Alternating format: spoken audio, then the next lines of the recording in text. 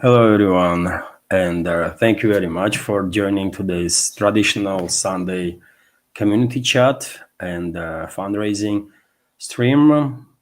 Happy Sunday. I hope you have a great weekend. It is 21st of December, 5 past 3, middle of the day by Moscow time. And as I did in last several occasions, I will be engaged there straight away with the community from the beginning. Although time to time I will switch to a news segment also because I did prepare news segment itself about some major topics that Russian media is focused on, for example, and I'm quite sure media worldwide also. And maybe for the starter, let's say I will go through a couple of news and then let's have a conversation.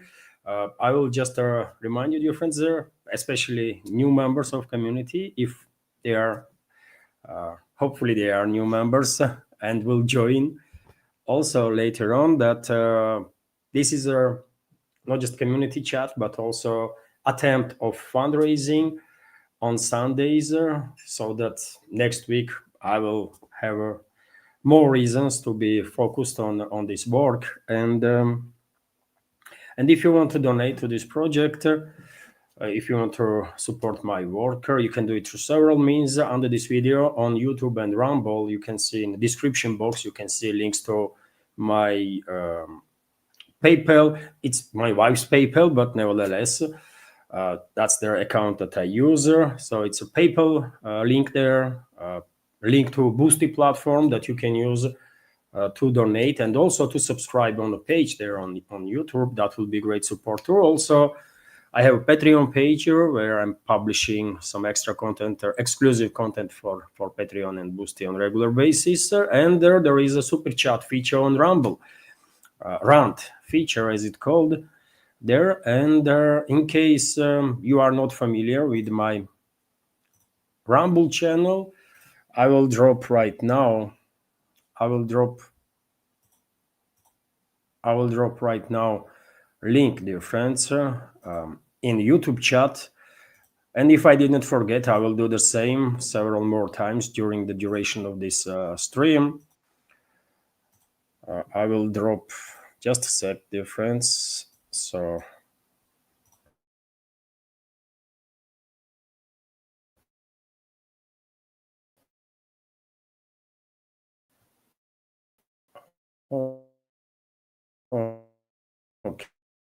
okay, notebook is heating up straight.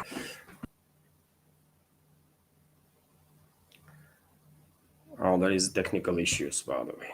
Goodness me, man.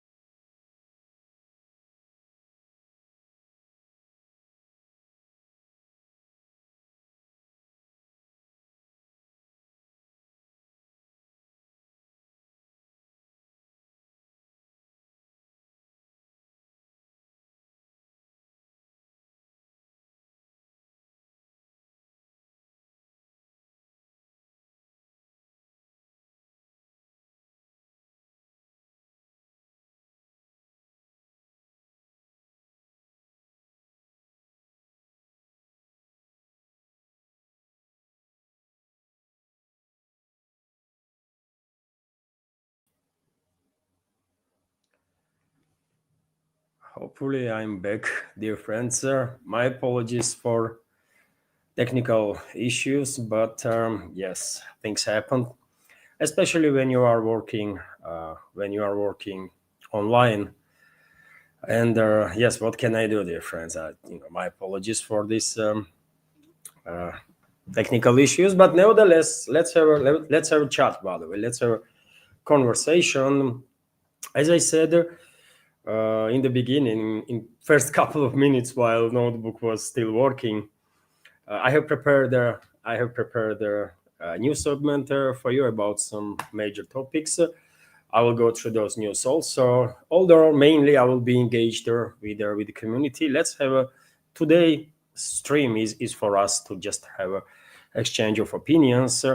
It is as I was saying that it is a fundraising stream, isn't it? And traditionally on Sundays. And under this video, in the description box on both channels, on YouTube and Rumble, there is a links of support platforms that can be used to support my work. And okay, dear friends, that's been said. Let me highlight before I launch a new segment that this morning, member of our community, Julie, donated $5 to this project.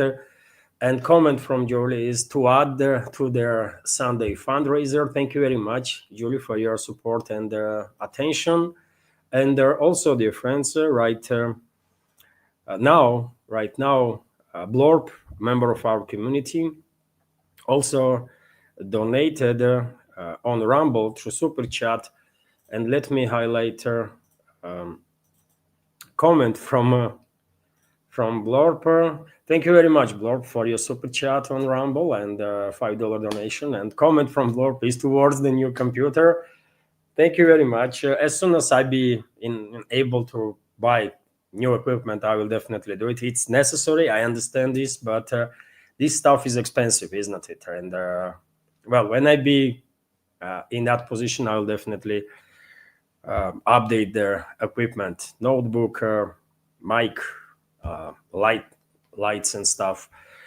But yeah, thank you very much, Blorper, for your support. And well, let's start the new segment itself. And if I may, dear friends, initially, for a couple of minutes, I will share at least several news, and then let's have a conversation. And I want to share with you this report from TASS News Agency, although many other media outlets also reported, based on Russian Defense Ministry's latest update, that air defense systems on duty last night intercepted three Ukrainian drones.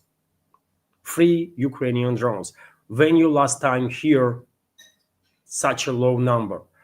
I can't remember, honestly. I can't remember. Yesterday was 27, if I remember correctly, and I said yesterday that most likely Kyiv regime and Kyiv regime's NATO backers are stockpiling drones to conduct massive terrorist attacks on Russian Federation during their New Year celebrations, and I'm afraid that's exactly what is happening.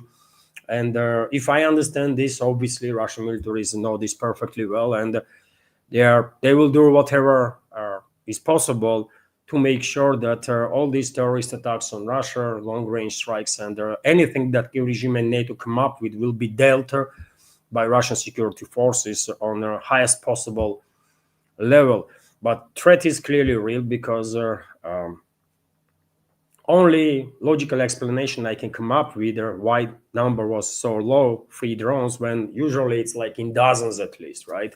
It's because they are stockpiling drones to spoil their New Year celebration and Christmas celebrations for Russian citizens, most definitely. Although, of course, Russian militaries are doing whatever they can to neutralize drone production, drone assembly lines on Kyiv control their territory, because most of the drones that NATO and Kyiv regime are using against Russia are coming from their Western countries, from their collective West, right? And in many cases, these drones are already pre-assembled, but in some other cases, parts are coming to Kiev control territory, and there is their assembly lines, and Russian militaries are targeting assembly lines and launch points of these drones literally on daily basis, and this is definitely plays crucial role to minimize these drone launches. But free drones, it's nevertheless it's clearly indicator that Kiev regime and NATO are planning massive attacks on Russian Federation during the New Year's Eve, New Year celebrations, and Christmas celebrations.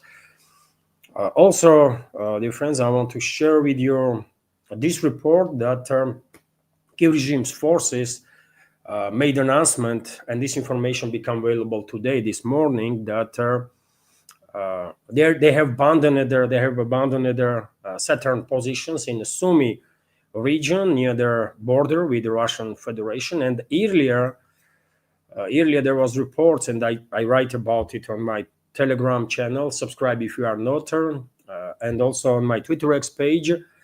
That authorities of Kiev regime basically declared their evacuation in the Sumy region in the Krasnopolsky district. And let me show you on the map this area, dear friends. Russian armed forces launched yet another, or opened, let's say, yet another operational space where buffer zone will be created. Yesterday, I reported about liberation of a settlement already in that direction, and today we have reports about liberation of another settlement. And well, Kiev regime is beginning to evacuate people. I guess majority will stay, if they can. Majority will stay and will wait until Russian troops will came in to free these people basically from this terrorist regime that is backed by NATO and their collective West. And this is the area, dear friends, that we are talking about. So this is Sumy region, of course, and already in the Sumy region, Russian armed forces earlier launched their offensive operation on the northern side to create a buffer zone, and process is underway. And lately, in past several days, Russian advances or Russian operations accelerated because, according to many reports, Kiev regime redeploy forces from Sumy region, also from Chernigov region, towards other directions, towards Kupiansk, for example, and some other areas. And of course, Russian troops will use this opening now to further develop these offensive operations. And it is clear that Russian armed forces are launching another offensive operation to create a buffer zone in the Sumy region, this time most on the eastern side of this region. And as I said, the reports are that Grabovskaya settlement that you see right now on your screen, this village, dear friends, are a relatively small village, maybe like 3, 4, 5 dozen of buildings, little more. This settlement is under Russian control, and entire this area is being under evacuation now. Krasnopol settlement is this one, city town, basically, administrative center of this district. So entire this territory, eastern side of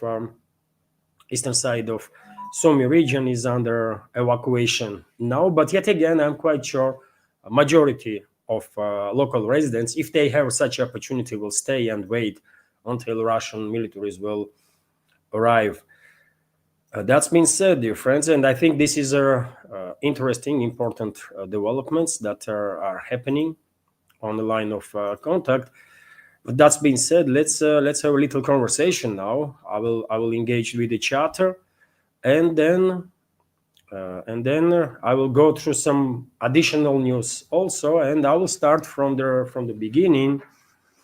Once again, thank you all, dear friends, for joining this stream and the community chatter. Hello, everybody, and well, comments. As I said, dear friends, you can use either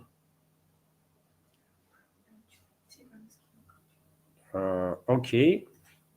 Это где? На Бусти? Это то, что на Рамбле было. Окей, я это уже показал. Спасибо.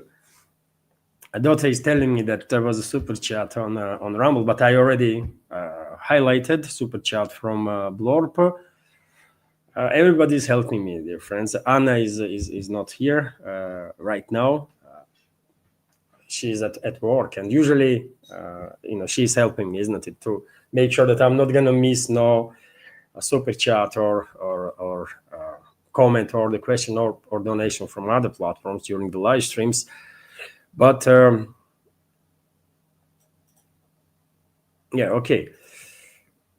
Let's continue. I forget what I was talking about.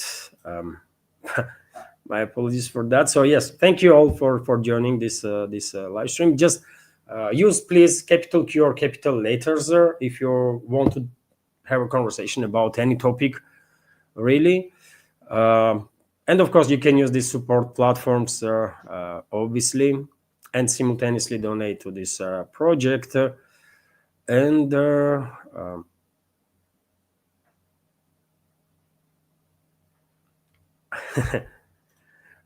John Banzo Beans is commenting. Hello, John. Uh, when I went off due to technical issues, that Levan was sounded like he was in a good spirit. I'm in a good spirit, dear friends. Sir. Unfortunately, technical stuff happens time to time. Uh, but yes, I'm trying my best with this equipment, by the way. Thank you, John. And let's. And there was a suggestion from Christopher Levan, restarter. We are here. No worries, brother Lever. Thank you very much, Christopher, for your support. That's exactly what I did. I restart the notebook, and it worked. It works, at least for now. Hopefully, it will stay this way, and there are going to be no more issues until end of this stream. Also, comment from Kukulkan Man. Globalists are everywhere. In Malaga, Spain, this summer, I studied there and there are protests against real estate investors, which I agree with. Well, globalists are, yes, globalists are everywhere. Unfortunately, this word globalist is become has now the negative connotation, isn't it? In reality, I guess all of us are, in some sense, in some adequate sense, globalists, right? We all want our humanity to be united, right? But we want this to be done in a natural way, right? Without suppressing anybody. That's the right way to go. But unfortunately, this ruling class in the West decided that they're going to use this term, globalism for their own agenda, right? And that's why globalism now has this extremely negative connotation, which is unfortunate, really, because no, we all are in right sense, in right way, globalists. We all want humanity to be united and there to be no more wars and conflicts between us because we are one species, right? And we have to be able to live in peace and cooperate. It's but these are bad ones, bad apples that are destroying idea of globalism. They definitely are everywhere, for sure, and are very powerful, unfortunately.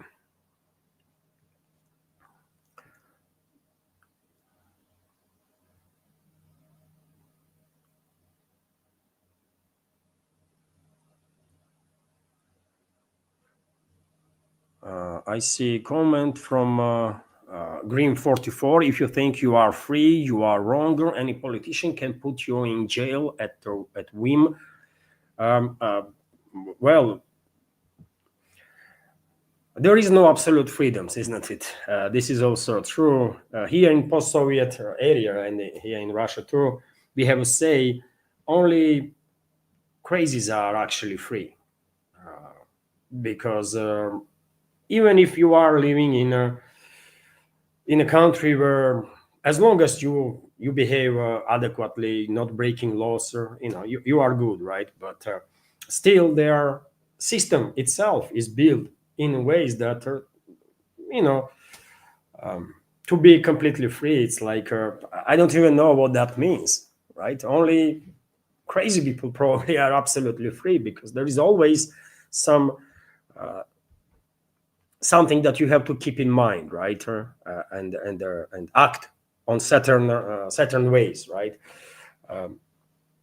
But on the other hand, if you are talking about this idea of democracy and human rights, there was a times when people worldwide were actually believing that in this direction, in this field of human rights and freedoms, Western world was leading the humanity. But well, nowadays everybody knows that this is all farce, right? It was just a pure propaganda, and that's it. So many examples, isn't it? Why Julian Assange was jailed for so many years? Can British elites, British so-called media loves to talk about freedoms and human rights and stuff, and UK is leading the charts when it comes to people being jailed for sharing their opinion on the social network, on Facebook and Twitter and that kind of stuff, right? UK is leading the chart, and it is UK where, under the orders of Washington, Julian Assange was arrested. Why? It's farce. All these talks about Western world being democratic and humanistic, it's just total false. Majority of public in the West probably still believes that they are living in democratic countries, but this is not true, by the way. And many people, many Westerners, for example, when they come to Russia, they are saying that they feel actually, as a person, as a human being, they actually feel much more free here in Russia than in their own countries. And this is quite telling. We have many issues here in Russia too, by the way. There is no country that is a paradise, obviously, but it is interesting. It is interesting to notice that many people, Westerners, by the way, are migrating to Russia and finding themselves free here, you know, which is good for us, let's say, which is good for us. So yes, freedom is something that yeah, we have to always try to be as free as we possibly can, but we also should keep in mind that the so-called elites will always try to use whatever mechanism they can use to keep control over the masses, right? That's how it is. Maybe someday human civilization will reach such a level of advancements that social relationships, will be based on very different principles than it is right now. But we are a long way from those times. I'm scrolling right now, dear friends.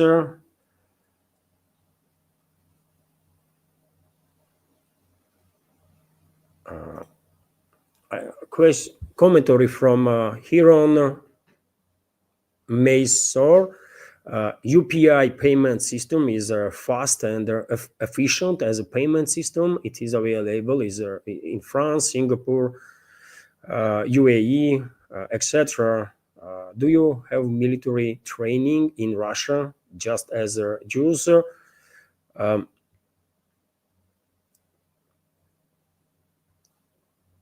if you mean Israelis, if you mean Israelis, they have a conscription, isn't it? And they are conscripting male and female. They don't care. Everyone serves, right?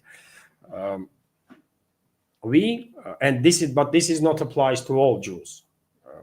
I mean, Judaism is a religion, isn't it? It's a religion, by the way. It's not an ethnic group. Although many people, when say Jews, they associate Judaism with their certain ethnicity, but this is not correct, by the way. There are Ethiopian Jews, right? There are Jews everywhere. And this is a religion. This is just one of the oldest religions that humanity has, right? So I would not say that Jews being like all Jews have been conscripted by Israel. No, Russian Jews, for example, serve in Russian military. If they want to serve in Israeli military, I don't know how law goes. I don't think Russian law allows Russian citizens to serve in military of other country. I don't think so. But I know U.S. in U.S. for example, many American Jews are going in Israel and they are conscripted. They have dual citizenship and stuff, isn't it? So if they have dual citizenship, then they are obligated to serve. Okay, that's the one topic, right?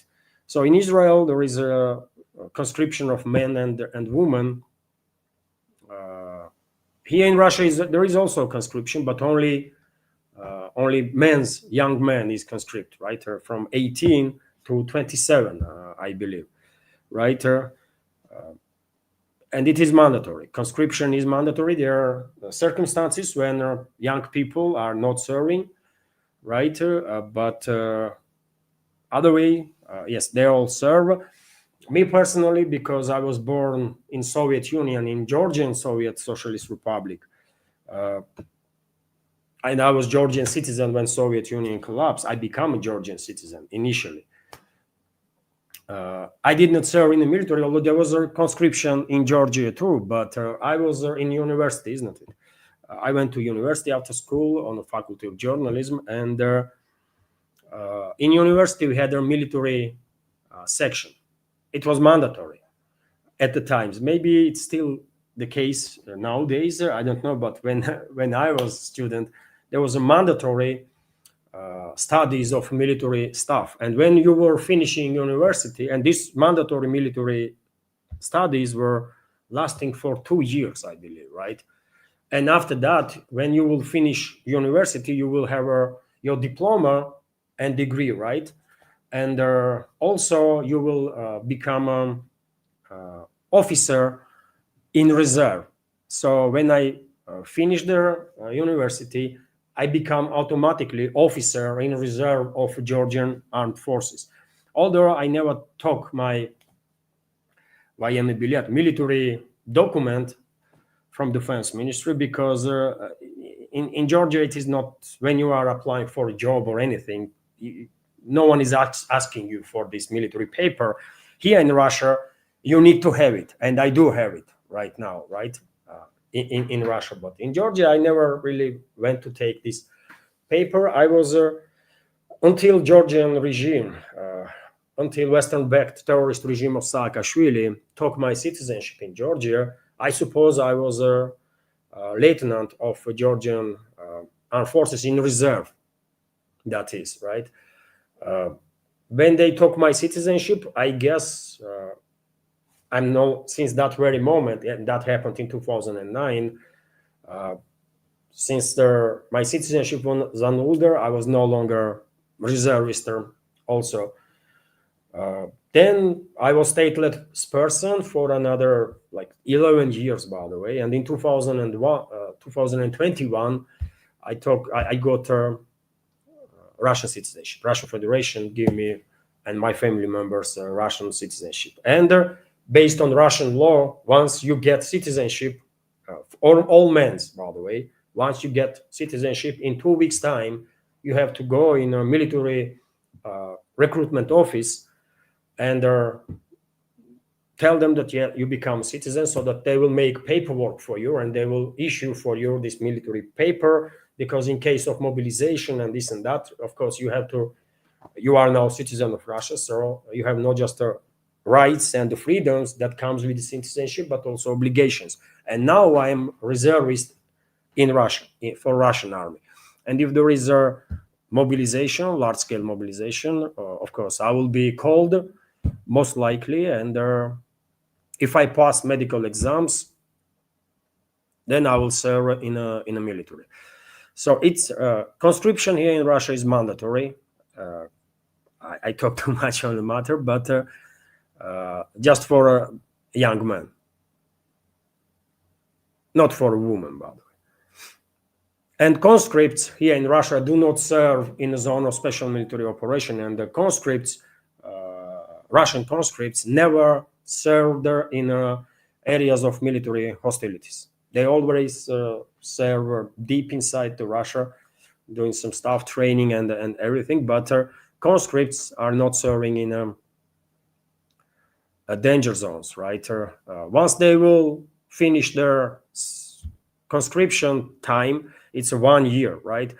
If they will, if they will sign up contract with the army, that's a whole different story. But conscripts do not serve in a zone of special military operation or in a zone of in the war zones, basically.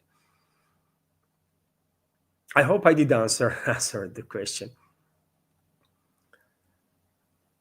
And dear friends, you know what? Let me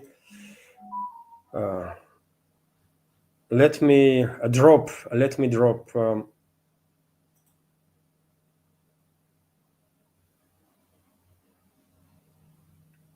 Let me drop a link to my Rumble channel in the YouTube chat, if I may.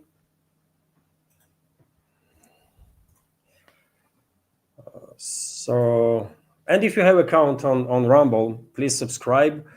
Will be helpful. And now, dear friends, let me share with you a few more news, if I may, and then let's continue. This is community chat, so I will stay online as long as there,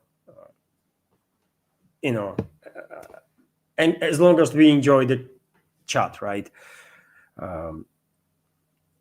Or as long as I'm physically capable, stay online.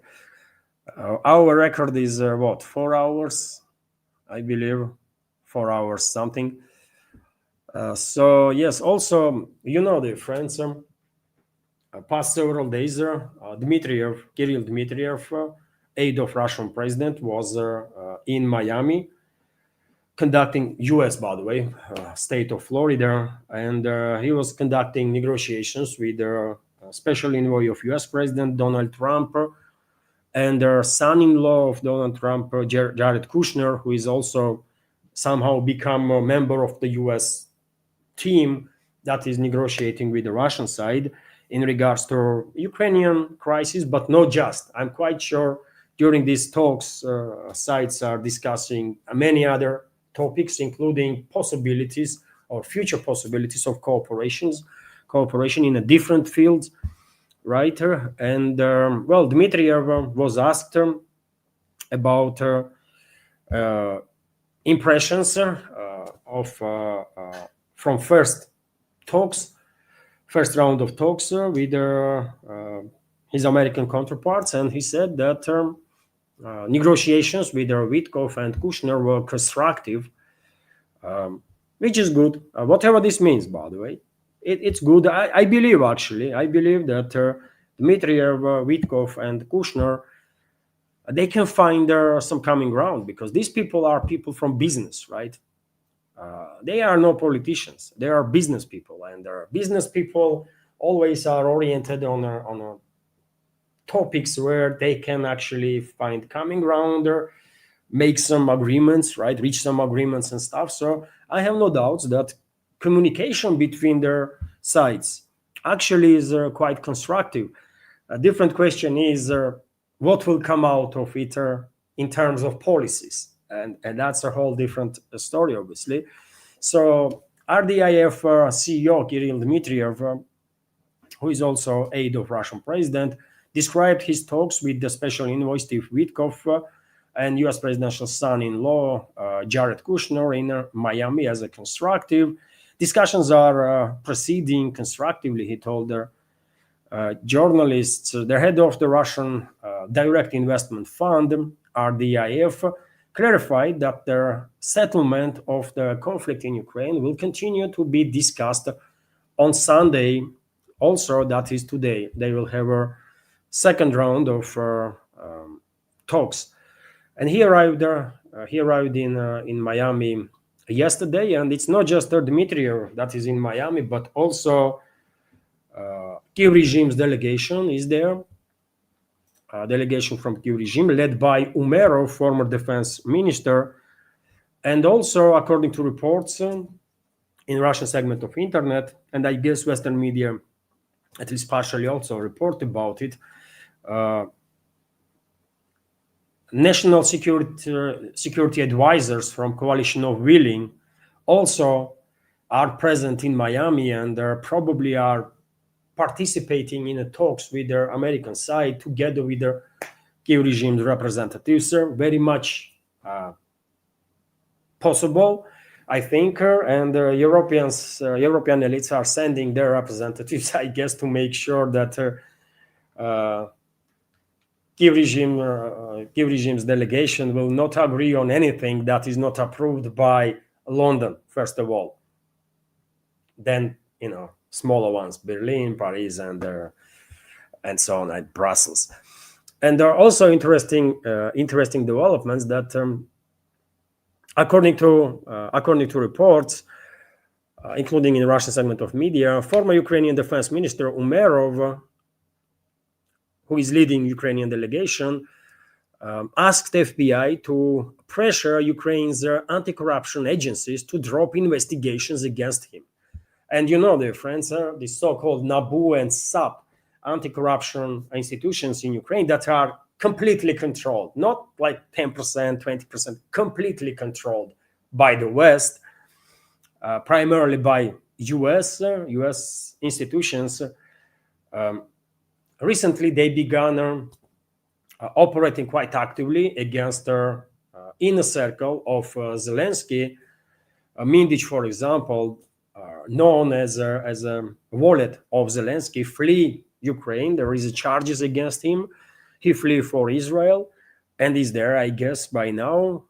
Another member of inner circle of Zelensky, Yermak, former head of his office, also resigned because he was mentioned in all sorts of tapes that were published in Ukraine, tapes that were obtained by NABU, these anti-corruption institutions that were tracking these people, right, and collecting their data on them, right, about their criminal activity.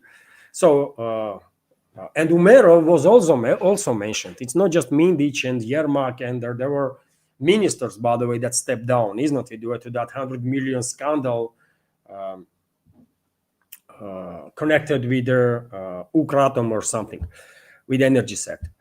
But Umerov was also mentioned there in those tapes, right? And about months ago, Umerov was, once the scandal erupted, Umerov flee, basically, also Ukraine. He went to Turkey, then United Arab Emirates, and then for 2 days, according to reports, he went to US. And already then, number of sources were reporting, and I mentioned this in my updates, that allegedly Umerov had talks with their FBI representatives. And literally just about a week ago, US media start reporting that Umerov actually had their talks with their FBI representatives, and not just with any representative, but with Kesh Patel, director of the FBI. And I guess before he get to Kesh Patel, he signed up some papers working with other, smaller fish from FBI, and he became an informant. I'm quite sure Umerov signed up papers to become an informant for their FBI, right? And you see how laughable this whole and not really nonsensical whole this story is becoming, by the way, with this so-called peace talks and negotiations between Kiev and Washington and stuff, when Ukrainian delegation basically is led by FBI informant. What the hell, man? What the hell? FBI informant is leading negotiations and what? Acting tough against the American counterparts? And we supposed to believe in this nonsense? Not happening, isn't it? Not happening. So we have, on daily basis, we have more and more indicators, by the way, that all this story that broke with Trump's 28-point peace plan, that then turned to become a 22-point peace plan, then 20, then 19, and God knows what is left from that plan for now. All this story from the beginning was a combined deception operation of the Washington and their European capitals, right?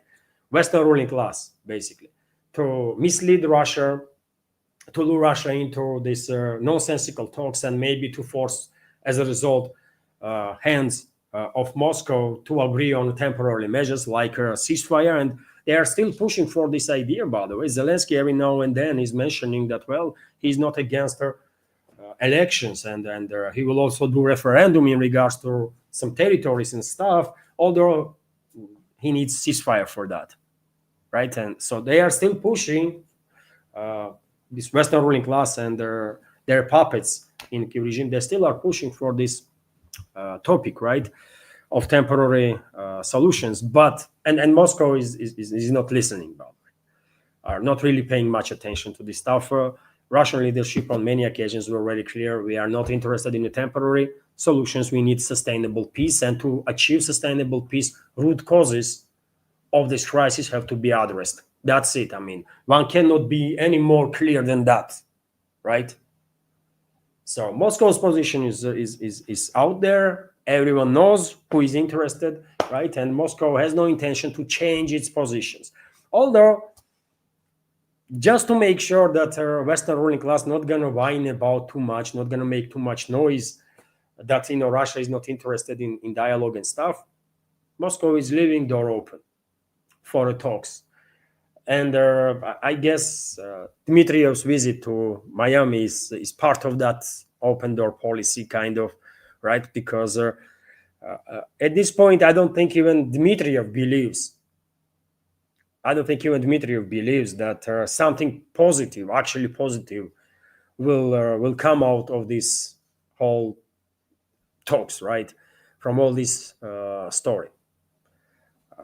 I understand initially Dmitriev was most likely optimistic that there is a maybe possibility that Washington and Moscow will reach certain agreements, and clearly such possibility is there.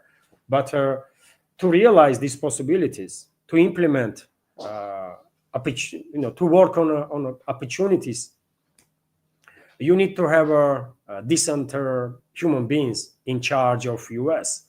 You need to have people in government, in U.S. leadership that actually care, man, about U.S. citizens first of all, and American interests first of all. And you don't have it. You just don't have it, man. U.S. political system is corrupt beyond their imagination, even, right? And the U.S. is captured by all sorts of groups of special interests, right? And they are decision makers. They are pulling the strings. Not Trump, not Witkoff for sure, not Kushner, by the way. None of them. Not J.D. Vance. There are very different people that are actually making decisions. So I guess at this point, even Dmitriev no longer believes that anything good comes out from these talks, although Moscow is still engaged, by the way, because yet again, we just don't want to shut down the door for talks. You want to talk? Let's talk. All the Russian foreign ministry, you notice, is not a difference, that Russian foreign ministry is distanced from this whole nonsensical stuff. Initially, foreign ministry was engaged. There was one meeting, another, third, and the Russian diplomats, professional diplomats, by the way, clearly realized straight away that it's a senseless stuff, right? With these ones, we just, there is no point to have any talks on high level, at least, right? So allegedly, during the last phone conversation with Rubio, Russian foreign minister was very tough, right? And there are some even saying that he's just hung up the phone. He told to Rubio what he thinks, and he just hung up the phone. Maybe true, we don't know, right? And since then, these two did not talk. Since then, Russian foreign ministry is not really engaged much, at least publicly, with their American counterparts, with the State Department. Because, no, you tell me, dear friends, I mean, is there any point for Russian foreign minister to talk to Rubio about anything? Literally, who the hell is Rubio, man? Lavrov is a heavyweight, right? Heavyweight politician, then that can lecture people like Rubio, and should lecture, by the way. If Rubio wants to be a professional diplomat, he should go into some university, and then people like Lavrov have to teach them both diplomacies and what is going on in this world, right? And you expect Lavrov to have uh, you know substantive dialogue with this nobody that Rubio is, man. Come on, he's just too freaking primitive, man. Right? Anyways, also, as I said, this whole this story with the peace and stuff, it's a deception. Western ruling class is not interested in the peace, by the way. I can understand, and we all understand that there is a American ruling class, right, that is in charge there, and there is a European elites also. They might have time to time some different takes on certain situations, and right now we can clearly see that American ruling class kind of wants to get rid of this Ukrainian story, and they want to basically Europeans. They want Europeans to continue this proxy war, right? To buy American weapons, to do whatever they can to prolong this proxy war and weaken Russia as much as they possibly can. And America itself wants to be focused on Latin America and basically on China. This is clearly visible, isn't it? Washington, American ruling class, ruling elites, they want to be more focused on China because they consider China to be their threat, their competitor, right? And that's what is happening, actually. Trump himself, on numerous occasions, said very happily that, well, Europeans are paying money and US makes money now on this war, right? And already, according to Mark Rutte,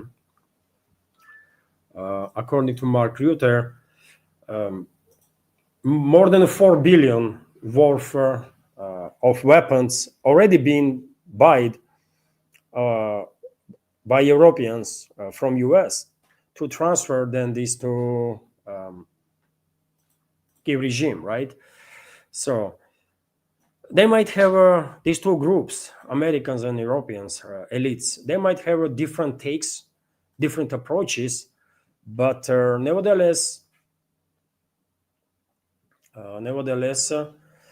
in many directions, they are on the same page. None of them are friends of Russia, obviously, and Washington happily agreed, I guess, to be engaged in this deception operation against Russia that we are observing for past several weeks now, isn't it?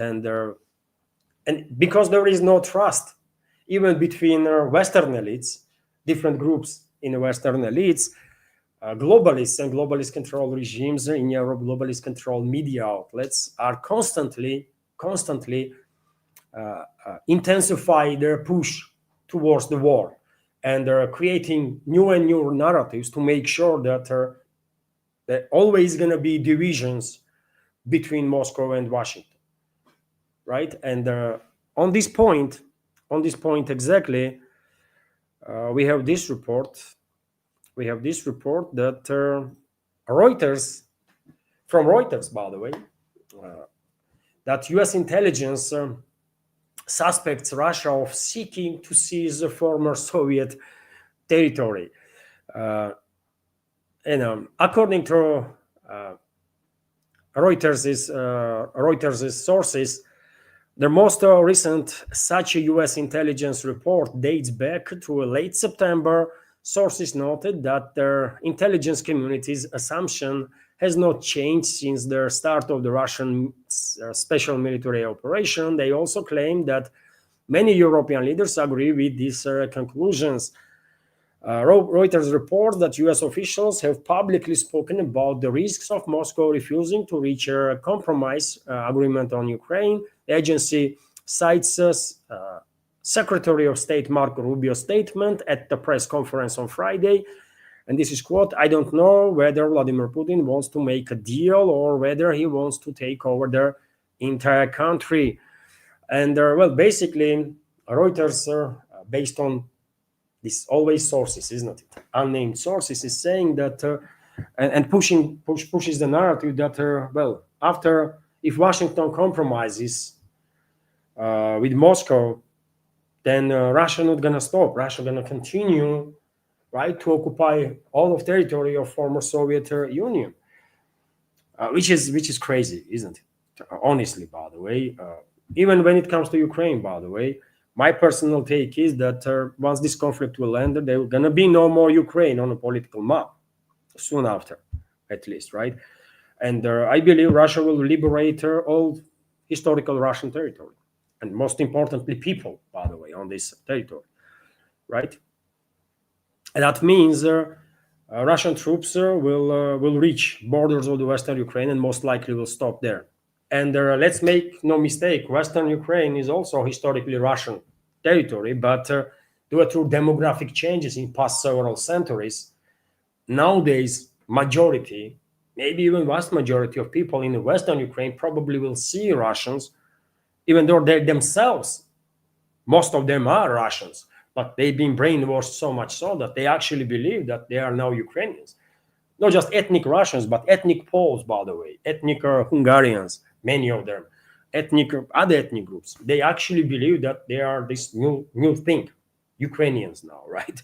Which is crazy, but yes, that's what they believe. So therefore, you know, I think Russian side will exercise restraint in regards to Western Ukraine, but rest of the territory where vast majority of people still understand that they are Russians.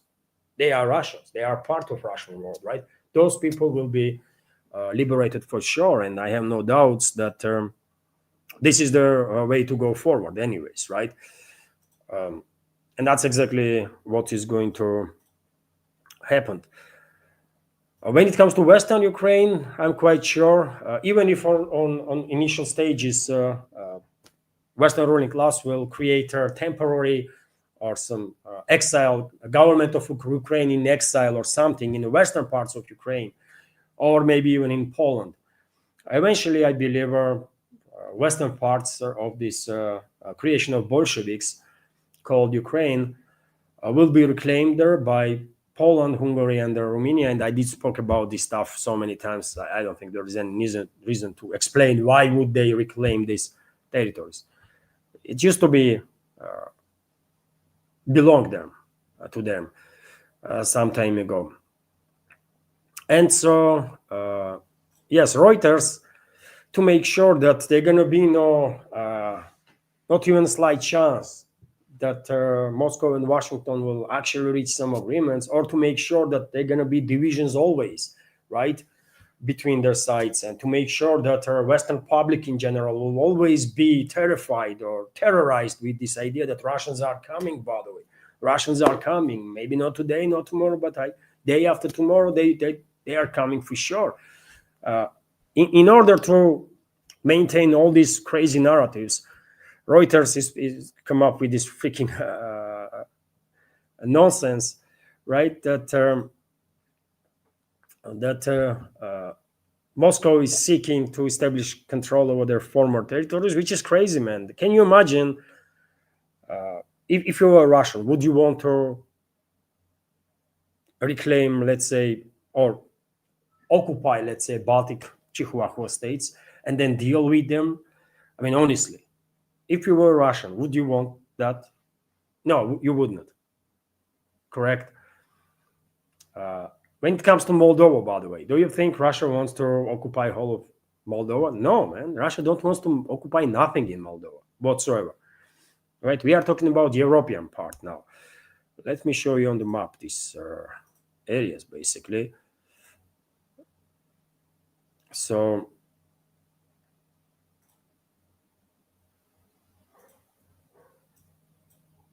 I mean, this is Baltics right here.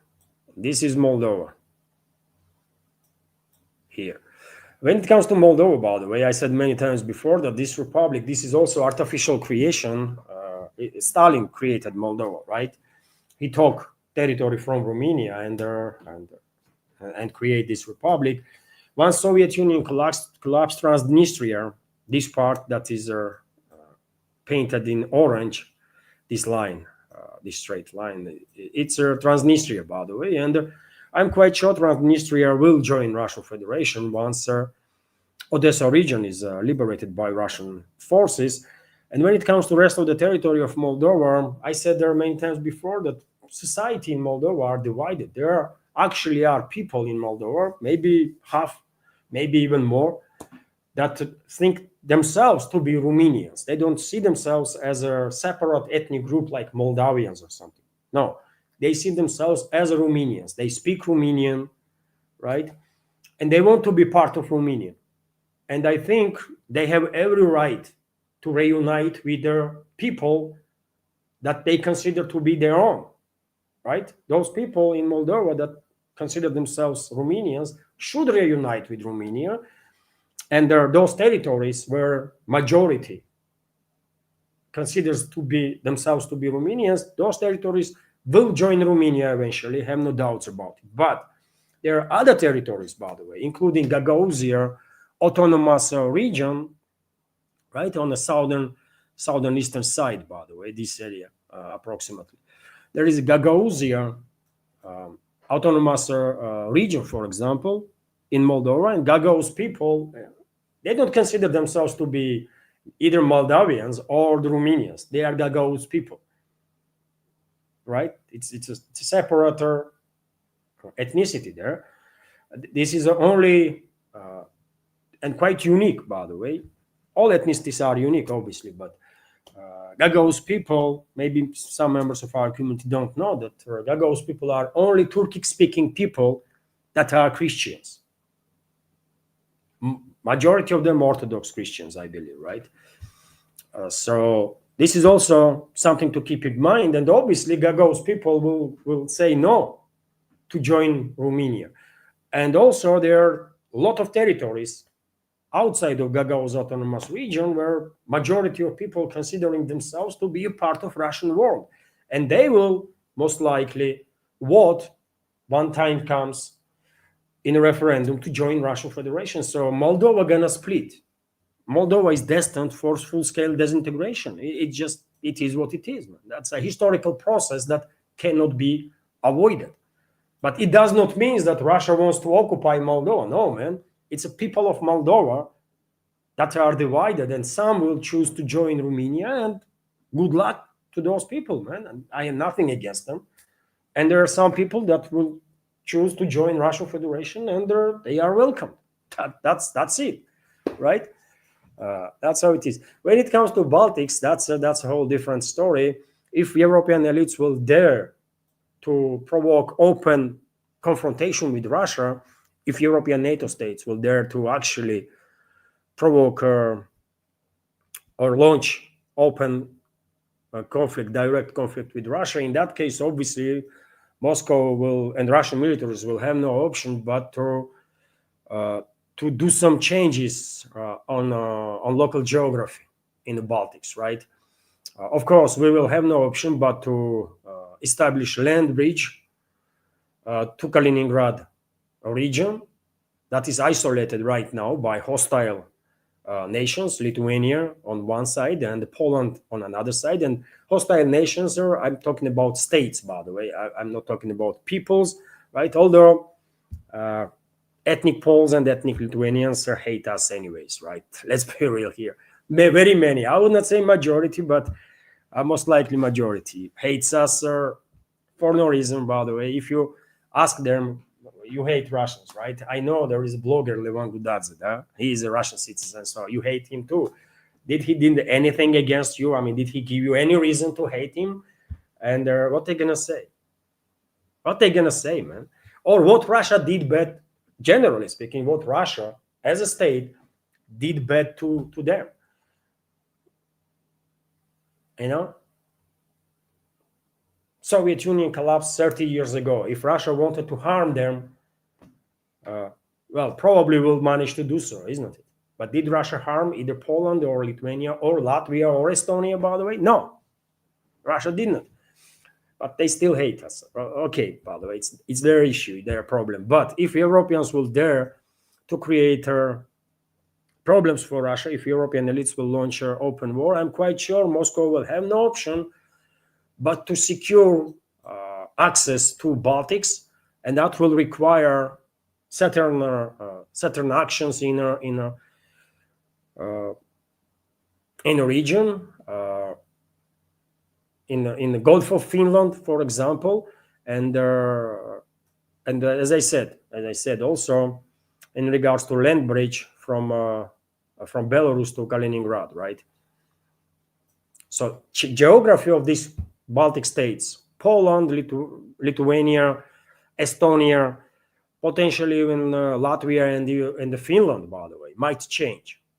Their borders might change, but only if if NATO launches open war against Russia. Otherwise, if they are acting adequately, Moscow will do nothing because, as I said, Soviet Union collapsed 3 decades ago.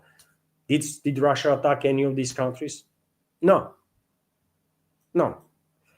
So it's all fear mongering on part of West. By the way, it's all fear mongering on part of West, and it's not just me saying this. By the way, Russian leadership said a million times that we have no uh, intention to attack any NATO member state now or ever, and if not provoked, if Europeans not going to attack us, we're going to try our best to actually maintain as normal relationships as possible, right? That's the Russia's take on the situation, and it's not just Russia, by the way. Even in US, Tulsi Gabbard, head of US intelligence community, formal head of US intelligence community, condemned Reuters and confronted basically this propaganda of the Western ruling class, right?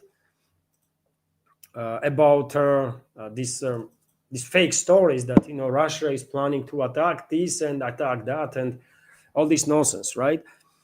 So Tulsi Gabbard said Reuters spreads lies and the propaganda to prolong Ukraine conflict, which is true, and they are doing this not just to prolong Ukrainian conflict, but to maintain this high level of tensions between West and Russia, between US and Russia, and to further intensify Russia hatred in the Western world. So they are pursuing several targets, not just one.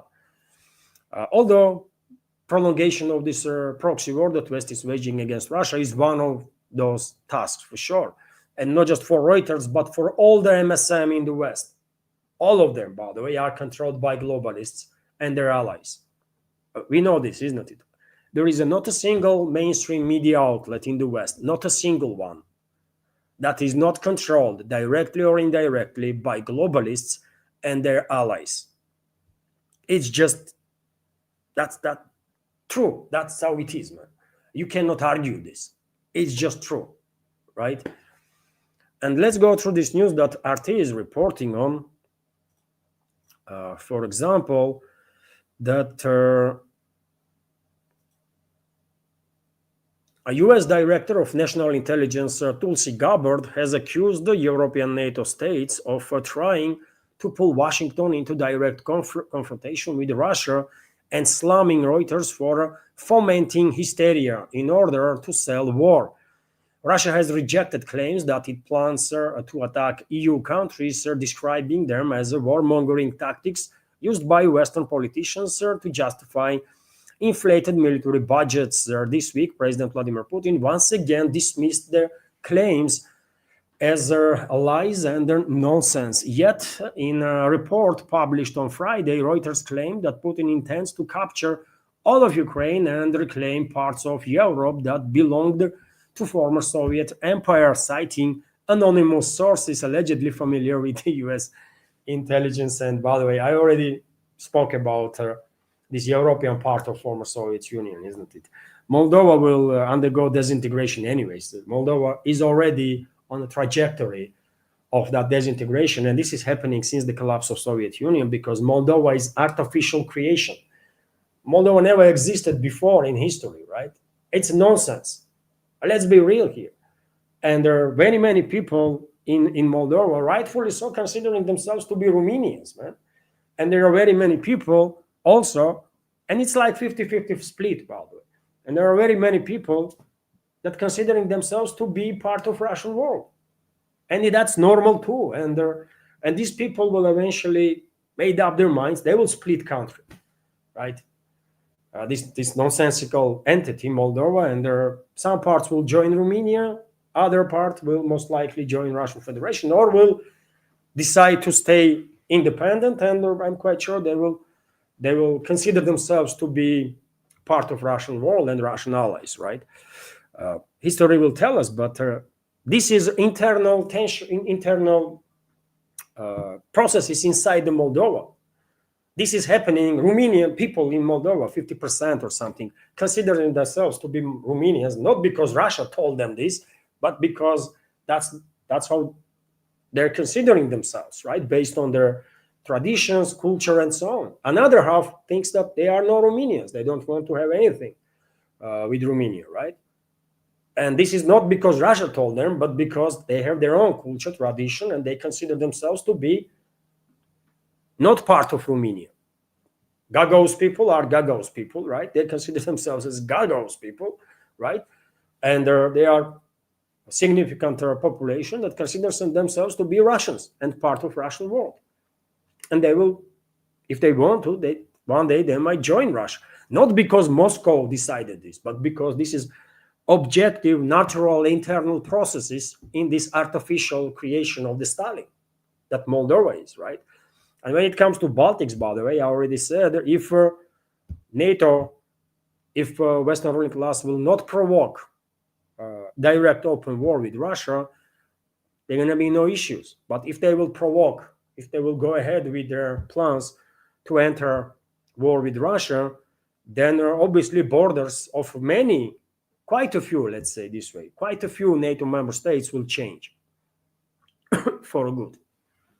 That's all I can say, man, right?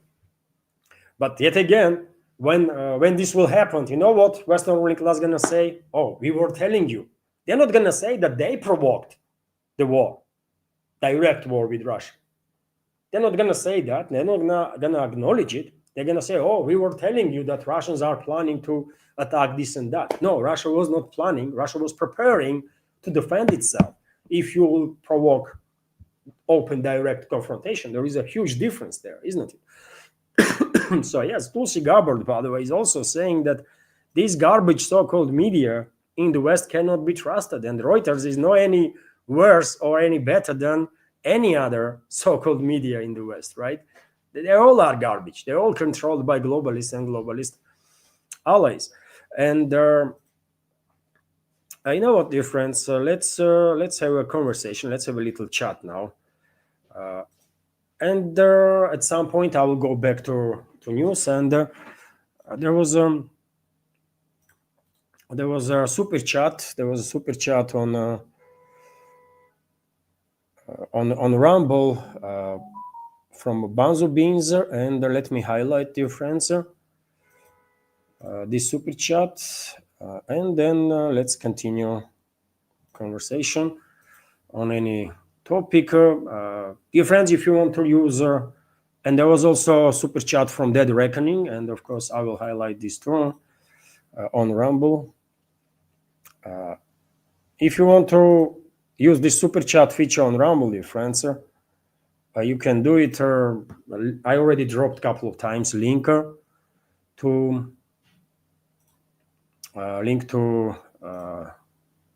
into YouTube, and I will drop it again right now. Link to my Rumble channel, dear friends. And okay, let's highlight.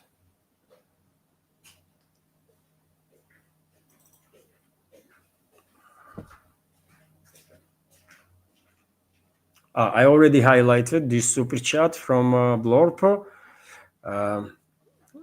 Donation for new computer. Thank you very much again, Blorp. And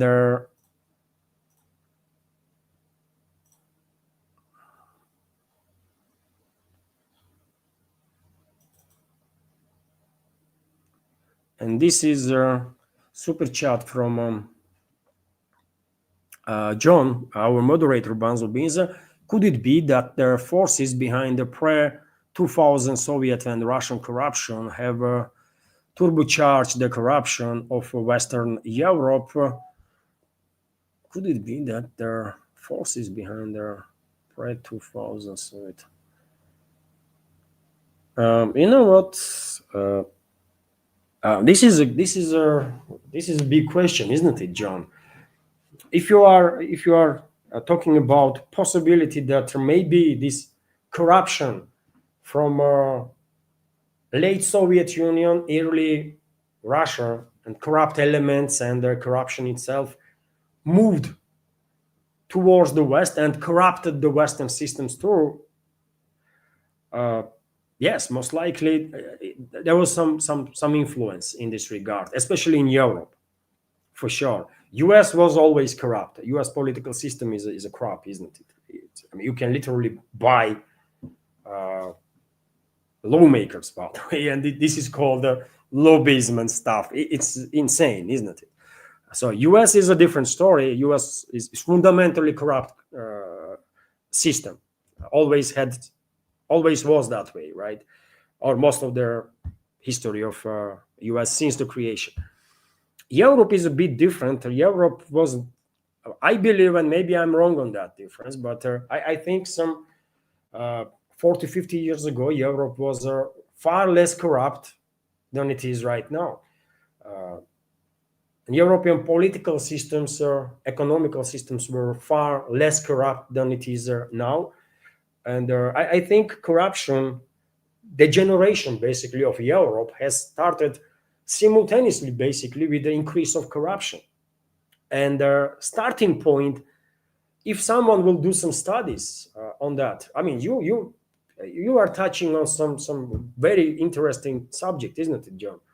If someone will do some actual, serious study on the matter, maybe they will come up with their results that decline of Europe, political systems and everything, economical systems and everything, maybe will correlate with the collapse of Soviet Union and their subsequent migration of their big money, big corrupt money from Soviet Union and former Soviet republics, and also with corruption of these elements, individuals, isn't it, that were stealing billions. We are talking about tens of billions, actually, hundreds of billions from the peoples, right, of former Soviet Union. So I think there is a clear correlation there, in my personal opinion.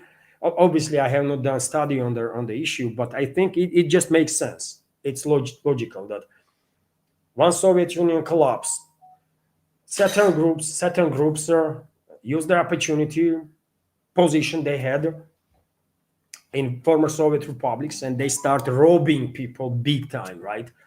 And there are hundreds of billions, according to some reports, about $1 trillion went towards the West, right?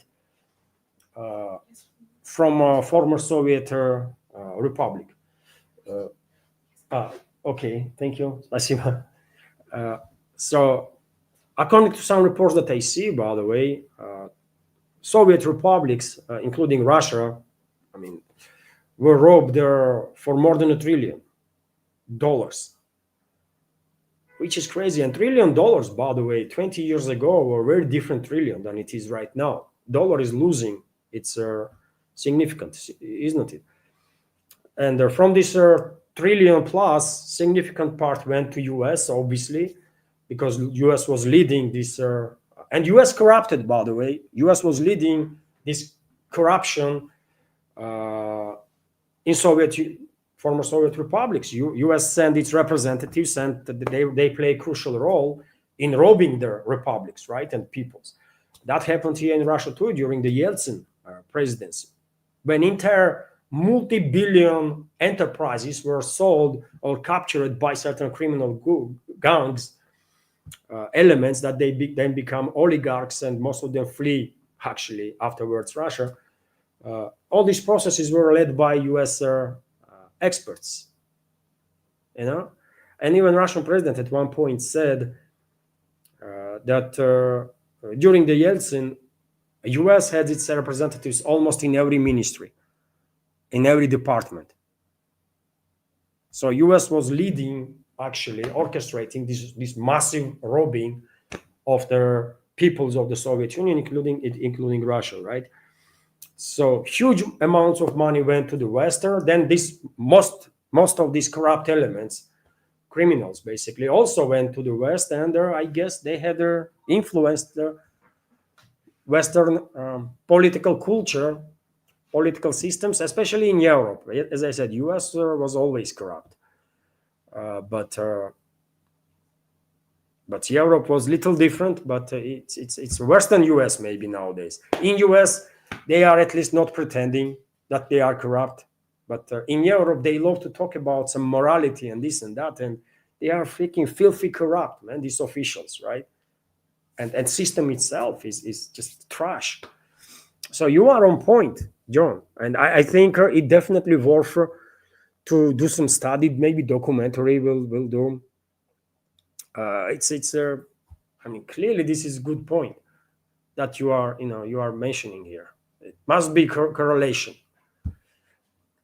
between corruption in late Soviet Union, early Russia, and post Soviet republics, and migration of corrupt money and corrupt elements towards the West, including towards the Europe. For sure, there should be correlation there. Such an interesting topic, isn't it? I mean, I would love to read some study on the matter, uh, if there is any. And also, John, there was another super chat from John, dear friends, and this is this is I already highlighted, and this is another one. Thank you very much, John, for your super chat. Very interesting comments and the questions and the $2 donation on these two super chats. And John is also commenting how important are originally Russian enemies of Putin in their West's push to destabilize, weaken, break up Russia in their past 20 years. How important in instigating the Ukraine war.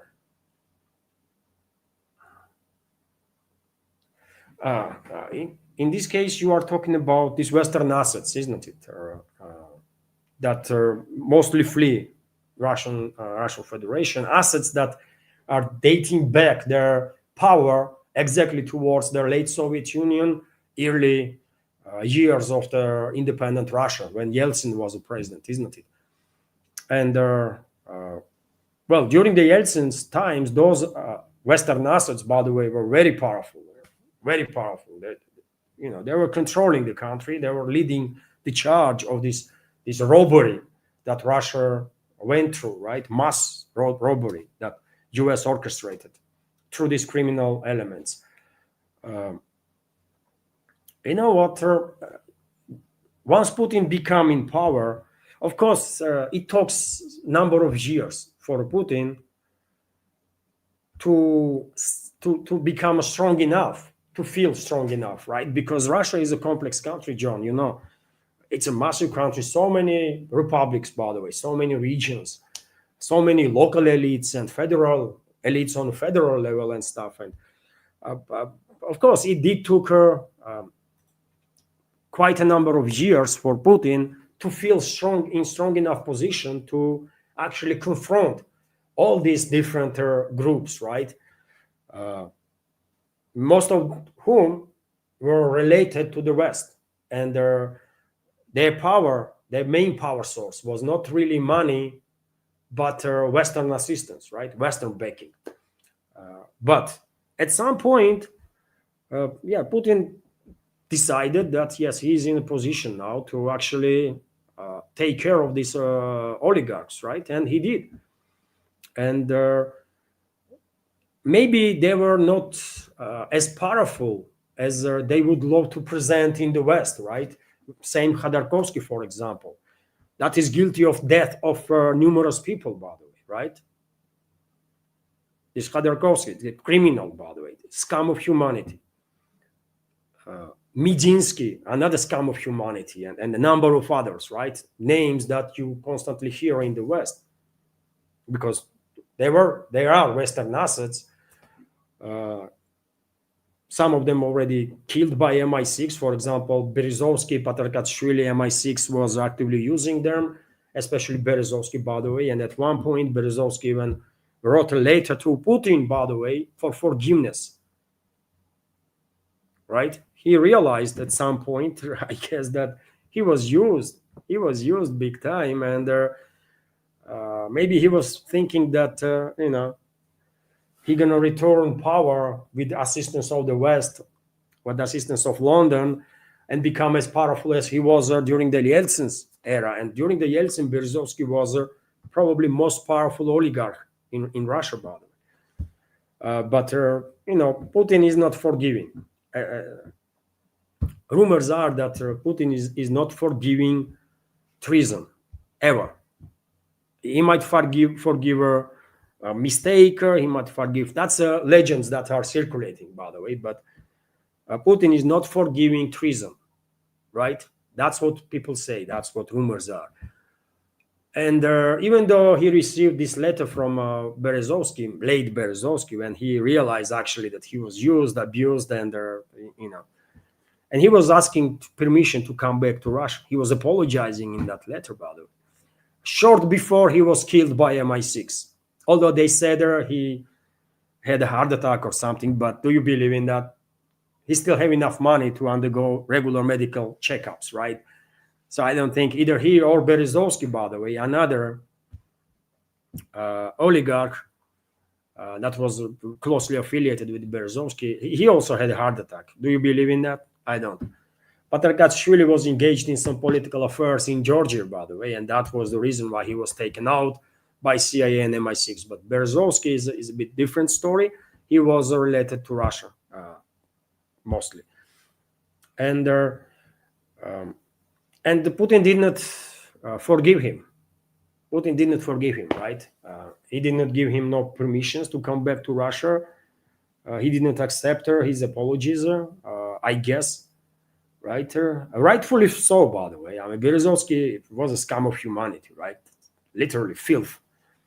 And of course, Putin should stay away, right? And yeah, he was killed by MI6. Nowadays, there are a number of other elements that relatively powerful, by the way. Most powerful among them, probably Khodorkovsky, most rich. Not necessarily most powerful, but in the West, power comes with money, isn't it? Because in the Western world, for many people, money is a god.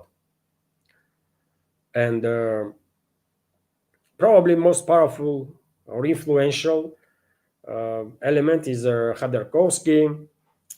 In the West, there are a number of other elements that West is actively using against Russia. Kasyanov, for example, former prime minister of Russian Federation, right? Some other elements, but their influence here in Russia is like next to zero, really. They are actively financing all sorts of dodgy Telegram channels, dodgy like so-called media outlets, right, to infiltrate Russia, to brainwash people here in Russia. But their reach is quite limited, and people know better now. People just know better nowadays, right? And people are no longer buying all this BS that they hear from these Western assets. Even if they speak in Russian, in good Russian, people no longer believe in nonsense that West is for good and Western elites are for Russian people and they care about Russian people and they are for democracy and human rights. And it no longer works, by the way, right? It just no longer works. So to answer your question,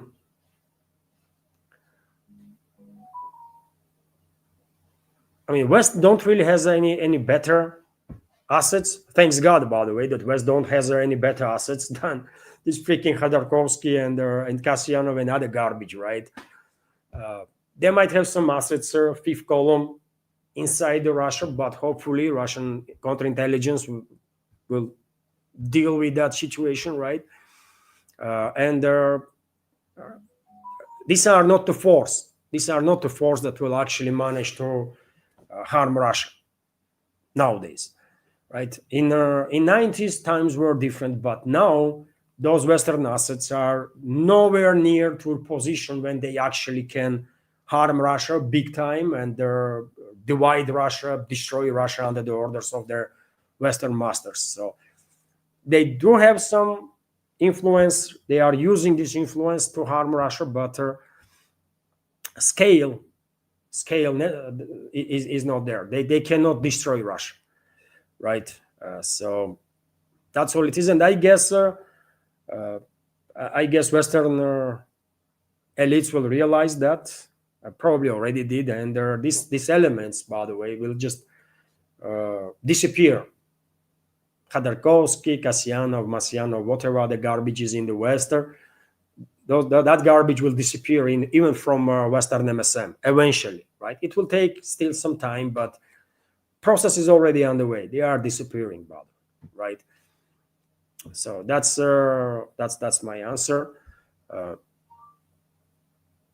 When it comes to instigating Ukrainian crisis, those elements, I don't think those elements have any say in that. Western elites planned Ukrainian crisis long before it started, right? It was 2008, isn't it?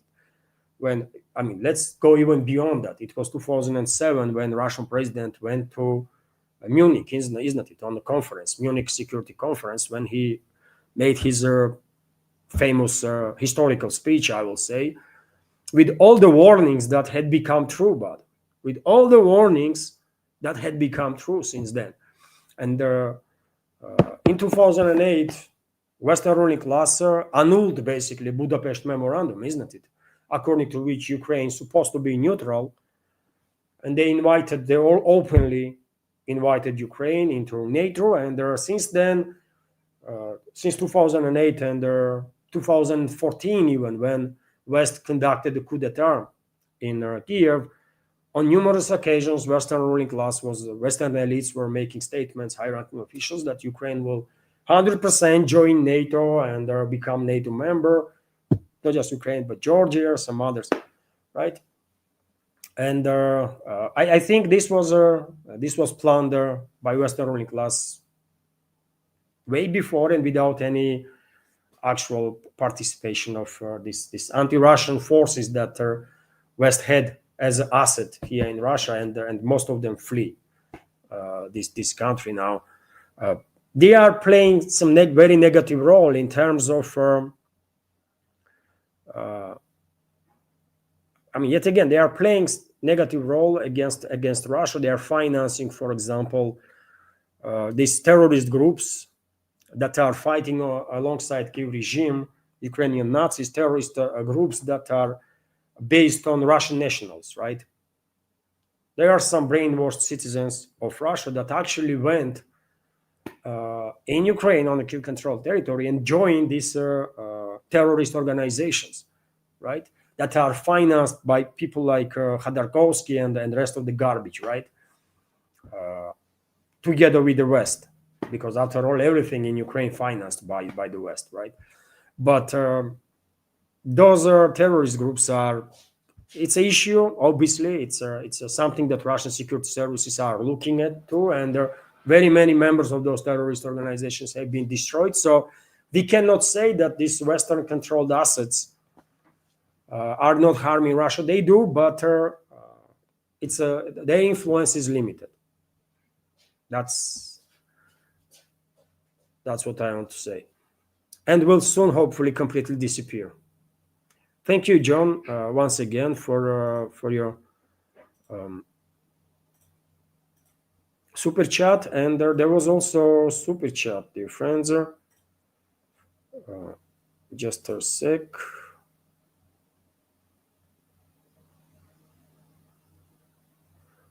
On Rumble, isn't it? There was also a super chat from Dead Reckoning. Let me highlight, dear friends, this super chat now, and I will join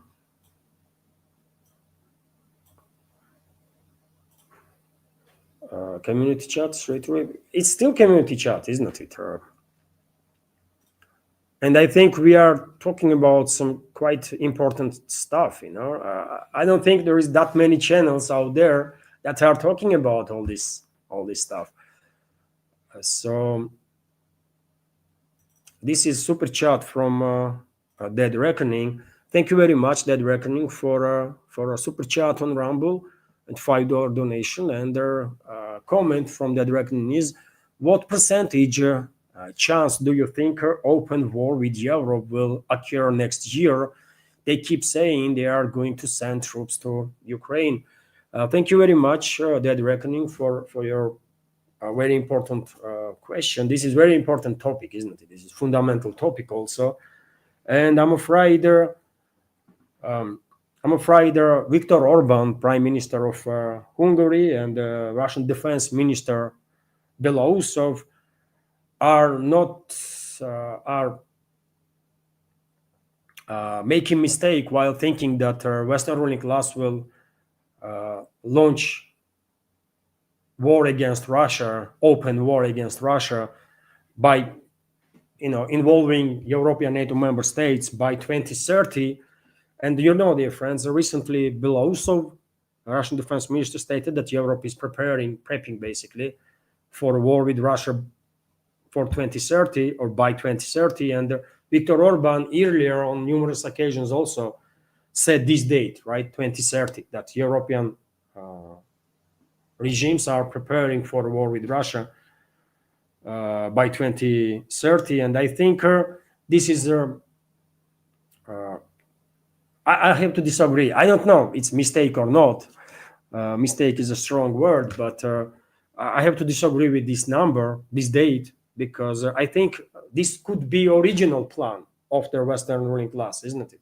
This could be original plan that they will prolong this proxy war while sacrificing people in Ukraine for another number of years, and by 2029, 2030, they will finalize this initial stage, at least, of remilitarization of Europe, and then they will be in a position to actually confront Russia openly, right? So originally, probably Western ruling class, European ruling class, was thinking to launch a war against Russia by 2029, 2030. But because on the ground situation is developing rapidly in favor of Russia, and because Kiev regime itself and the Kiev regime's forces are on a breaking point, I think this will force Western ruling class to change their calculus, right, or to accelerate processes, which means that they will engage number of European countries, European NATO member states, namely UK, Germany, France, Finland, Sweden, Poland, Baltic Chihuahuas. I'm not paying no attention to them. Maybe some others. Those countries probably will launch direct conflict, open direct conflict against Russia before Kiev regime and Kiev regime's forces will completely collapse. And that means before either end of 2026 or early 2027. So that is my answer. I think it is highly likely that leadership of number of European countries, led by London, led by coalition of willing, let's say, will launch a war against Russia, open war, either by end of 2026 or in the first half of 2027. That's my calculus. That's my reading of the big picture. And that's why I'm saying that Orban and Belousov are, in my opinion, mistaken if they think European regimes will launch war by 2030. No, man, it's going to happen in 2026, 2027. I'm afraid. I hope European elites, Western ruling class, will come to their senses and start de-escalating. But we have to be real, isn't it? We cannot rely only on hope. And based on our data that is available from open sources, my understanding is that European regimes will launch war against Russia, open war, by either end of 2026 or 2027. War itself seems to be absolutely inevitable at this point.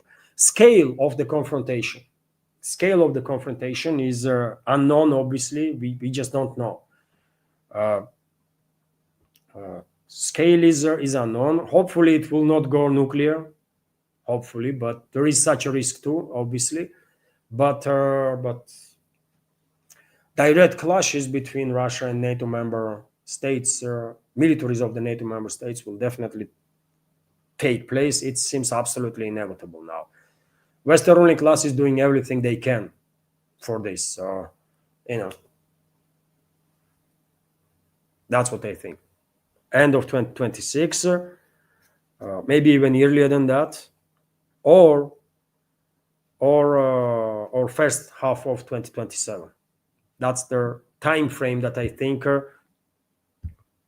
during the which European elites will launch an open war against Russia or provoke direct confrontation between troops of a number of European NATO member states and Russia. Thank you very much, Dead Reckoning, for your super chat and support and question.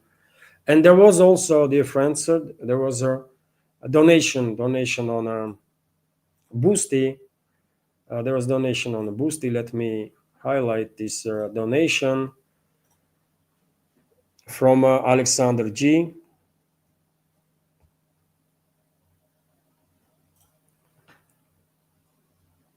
There was no message.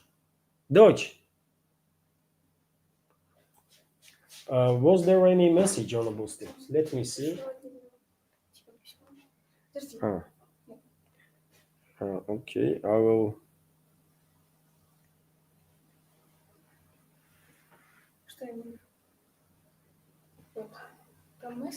Okay, okay.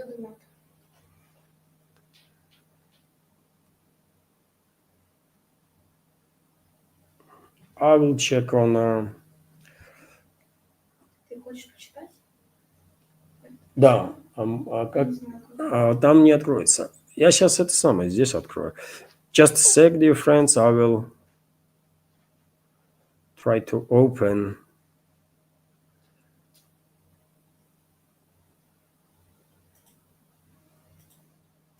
No, I can't.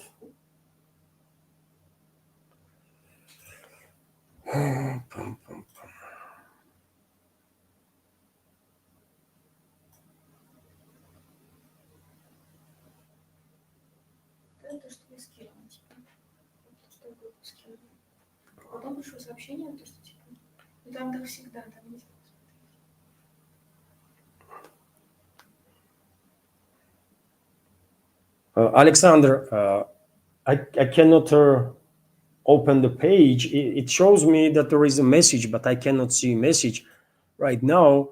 But I will check again after the stream, and I will highlight your question if there is any in during the next live stream. Let me know. Just no, it's okay. Да. Спасибо, дочь. I will.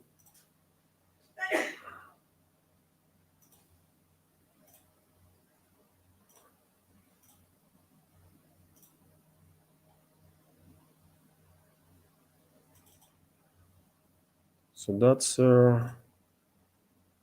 that's from Alexander G. Donation on a Boosty. Thank you very much, Alexander, once again for 774 ruble donation, which is about $10. It is $10, right? Boosty might take some percentage, but thank you very much, Alexander, for your support and attention. And usually when I open, it shows me if there is any question there. But this time around, for whatever reason, it does not shows me. It's just traditional like sentence that Alexander left your message, but message itself cannot be seen. So I will check again after the stream, and I will react on your question tomorrow after the news segment. Thank you very much once again. And there was also, dear friends, on Rumble. On Rumble, there was a super chat from John, our moderator. Let me highlight, if I may.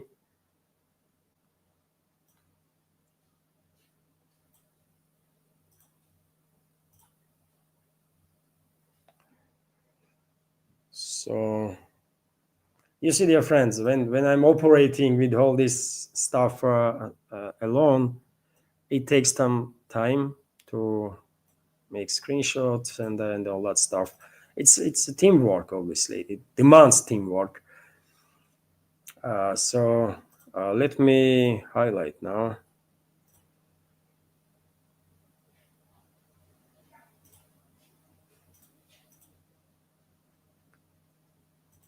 This is one third super chat from John.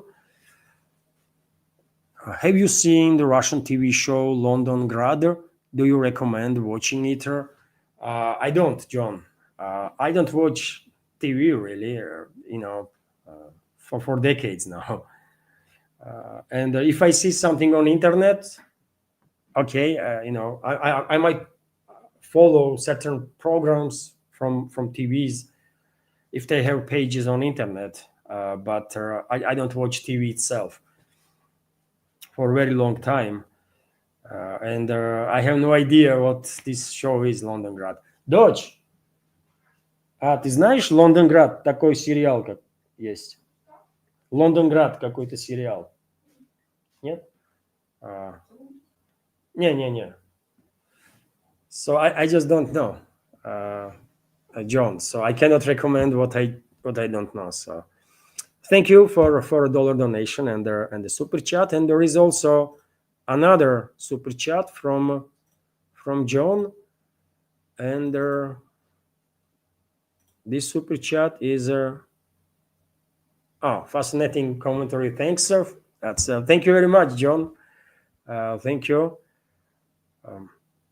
It's your questions were very interesting. That I myself start thinking about the stuff, right? That I did not think about before, especially about correlation of collapse of Soviet Union and the migration of corruption and the corrupt elements from former Soviet Union towards the West and towards the Europe in particular. They must be correlation and their consequence decline of the political systems and basically everything in regards to statehoods of the European countries.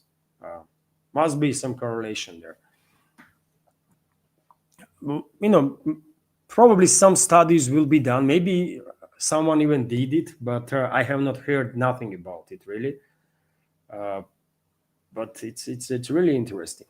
It's really interesting because decline of I'm not that old to remember or know what was Europe like, let's say 50, 60 years ago. But from what I read and what I understand, you cannot compare these two Europes, by the way. Europe 50, 60 years ago and Europe now. It's like two different universes. US might did not really change much in terms of corrupt system. This system in US is corrupt like since forever. Since the Second World War, US just officially become owned by multinational corporations, military-industrial complex, and globalists and Zionists and all the others, right? Deep state, MIP state, and stuff. After the Second World War, US officially become their tool, somewhat. But Europe was a bit different, isn't it? And decline is just unbelievable in Europe in terms of political system, in terms of statehood of these countries, man. That now actually can be questioned even, you know. Let's continue our chat, dear friends.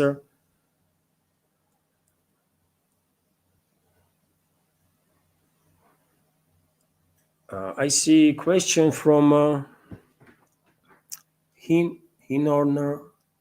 Heinon May Sor.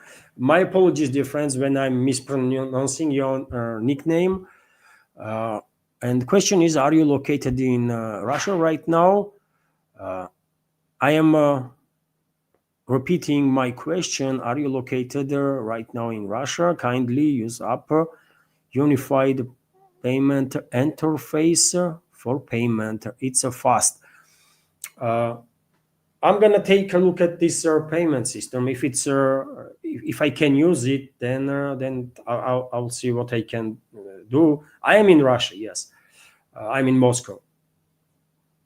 Right now, I'm in Moscow. But I'm living in Russia for I don't know, last how many years now? Me and my family, I had to evacuate my family from Georgia, which was at the time controlled by this Western proxy regime of Saakashvili in 2009. So since then, since 2009, we are here in Russia. My second daughter, my youngest daughter, was born here in Russia. So we are here quite a long time, and right now I'm in Moscow. So there are number of payment systems or platforms that are used by creators worldwide.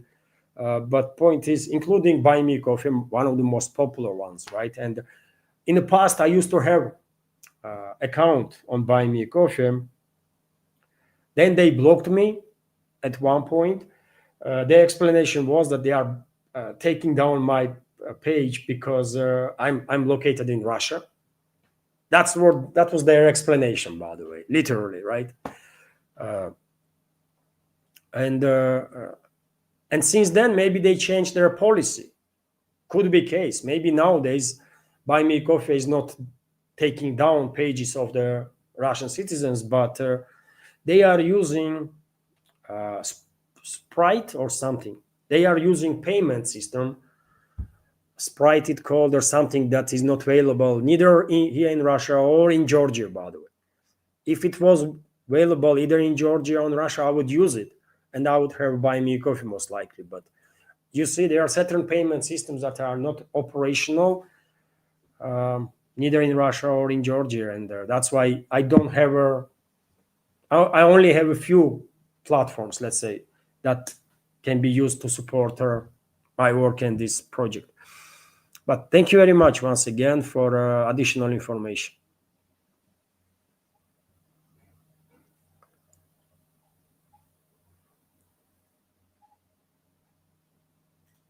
I see Nidish Kumar is asking Levan, are you watching what's going on in Bangladesh?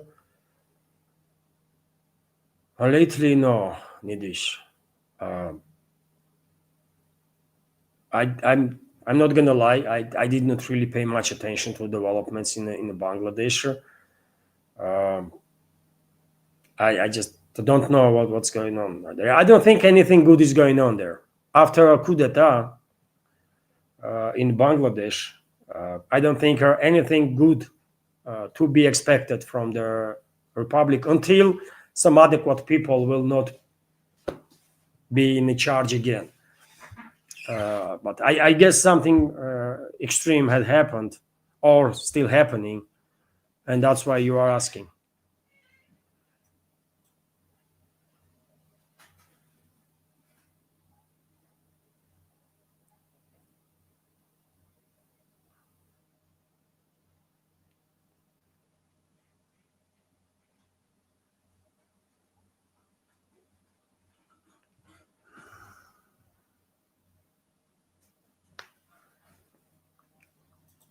Also, question from Hiron May Sor.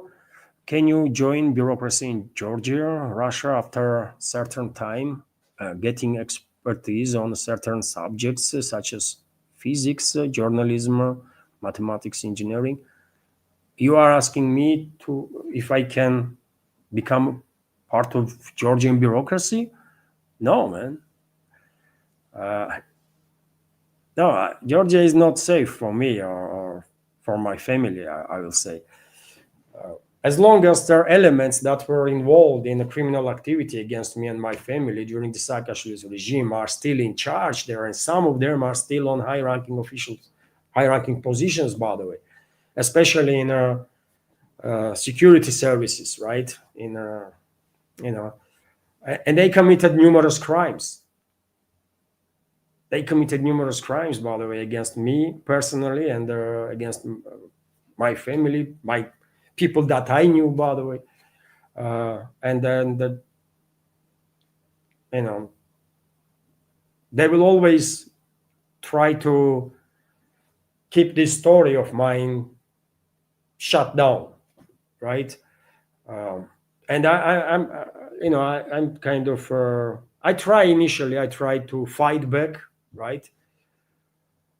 But at some point, you are realizing that someone gonna get hurt big time. And I was at some point I started afraid that my relatives in Georgia were under big threat, and I just stopped messing around, man. I just accepted that I lost this fight against Saakashvili's regime, and there are criminal elements that are still in powerful positions in Georgia even now, by the way, under the Georgian Dream rule, and that's why they never contacted me, just Georgian Dream government, by the way, or their representatives or embassy, or there is no embassy officially, but there is some representatives, representation, diplomatic representation. No one contacted me, no one cares. Otherwise, Saakashvili personally annulled my citizenship, by the way. He personally signed a decree on 24th of December 2029, that was, I believe. And he annulled my citizenship based on falsified data, falsified by state institutions, right? Including Justice Ministry and their security services. They falsified my data, everything, right? To take my citizenship away. They committed numerous crimes and numerous people, right? Not just Saakashvili himself, that was a president of Georgia at the time, but quite a number of others. Deputy, by the way, and they left paper trail. They were so sure that that they're gonna do crimes with impunity that they left paper trail. And my lawyer actually get his hands on these papers, and I have it now, right? This paper trail that they left of their own crimes, how they were falsifying my documents, my personal information, everything, right? Then to talk my citizenship away, and and some of those people, Saakashvili is in jail, but people that actually were engaged in these crimes on other levels, they are still in the position of power, by the way. I know that for sure, because at one point it was, I don't know how many years passed since then. I was through court, by the way, was trying to gain back my citizenship, right? That was taken from me illegally. And that moment, since the 2009, when Saakashvili annulled my citizenship, and until 2021, when Russia gave me citizenship, I was a stateless person. I did not have no citizenship. And I was trying to take back my citizenship, and through court, through legal means, right? And my lawyer is telling me, once he told me that on one of the court instances, there is several instances, isn't it, that you have to go through. And on one of the instances, before hearing started, representatives of state institutions, secret services, justice ministry, and whoever there was there, they came in, they told everybody to get out, including lawyer, by the way, to get out. They took time to talk to judges, and judges, after this conversation with those people, made decision that Saakashvili was correct while taking my citizenship away. You think who, and that was happening already during their Georgian Dream leadership, right? During the current government. And that means that people that were engaged on the crimes against me and my family, they are still in a powerful enough positions to send the people in a court to influence judges, right?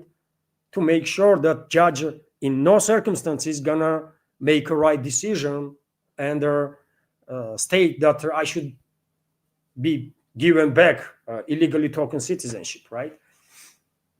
So that's why I'm saying, by the way, I have a lot of enemies that are in Georgia, powerful ones, right?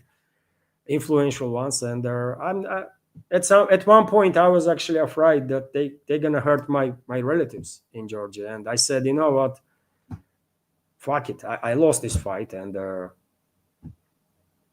you know, and since then I'm no longer affiliating myself with Georgia. Uh, Whenever I'm thinking about future, I don't see in my future Georgia. Let me say this way, you know.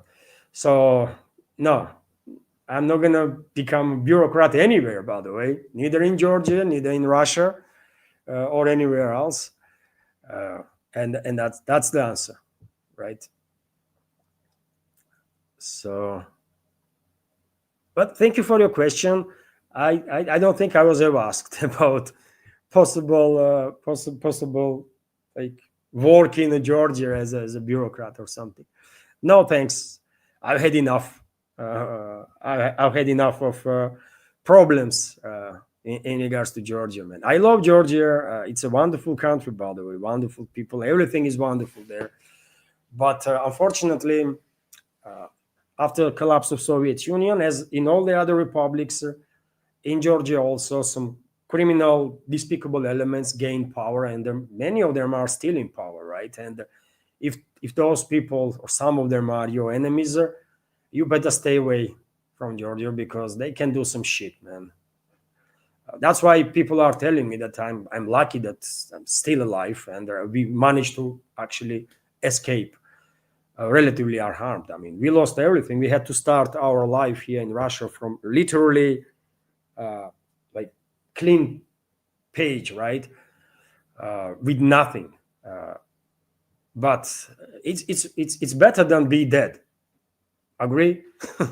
So you know,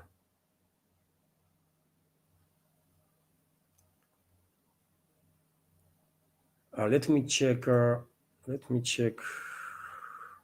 Rumble, and well, it's already 2 hours, by the way. Um, I will scroll now through chat fast if I see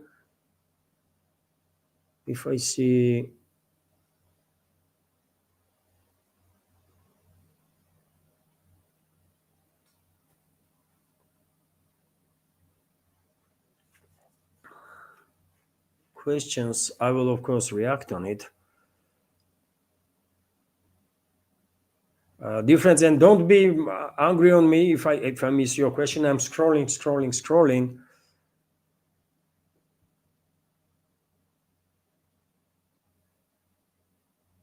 and I do have a number of news to share with you, dear friends, from the news segment. What I see a question.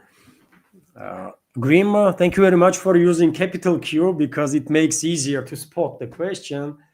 And Grim 44 is asking, what is Russia going to do about their all those ships being attacked? Well, that's a that's a question for $1 million, isn't it? What Russia is doing currently is basically demolishing or intensify, let's say, strikes on energy infrastructure of their Kiev regime, also portal infrastructure of their Kiev regime, especially in Nikolaev, Odessa regions, and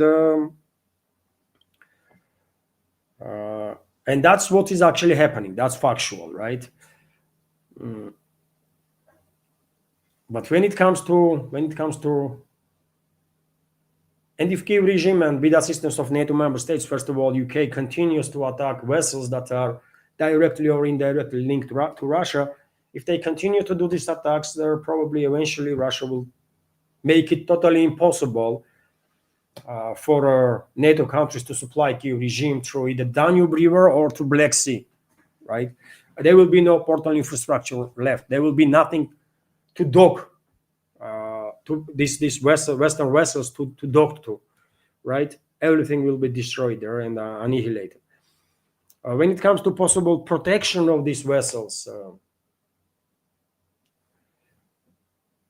I don't think there is much that can be done really, because these vessels are attacked in the open sea, isn't it, by swarms of the drones. The latest attack in the Mediterranean, during that latest attack, not just maritime drones were used, but also aerial drones, right? That indicates that Kiev regime, first of all, London, by the way, all these attacks are orchestrated by London. Kiev regime is serving as uh, a plausible deniability for London, right? That's what it is. London is just hiding behind Kiev regime, that, to say it's them, not us. It's them, right? But in reality, it's of course British intelligence, British secret services, and because of this last situation instance in Mediterranean, yesterday I shared video of those attacks. I think UK is deploying actual vessels, not necessarily military vessels. Probably they are deploying civilian vessels, either tanker of some sort or some other civilian ship, and they are using those vessels as a start launch point for these maritime drones and the aerial drones.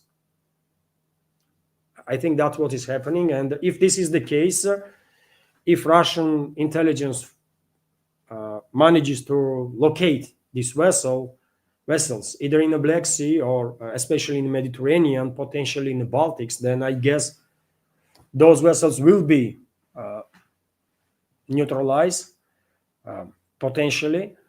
Other than that, I mean, what can Moscow do?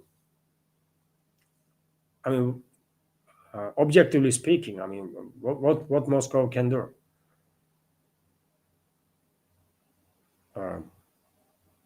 In current circumstances,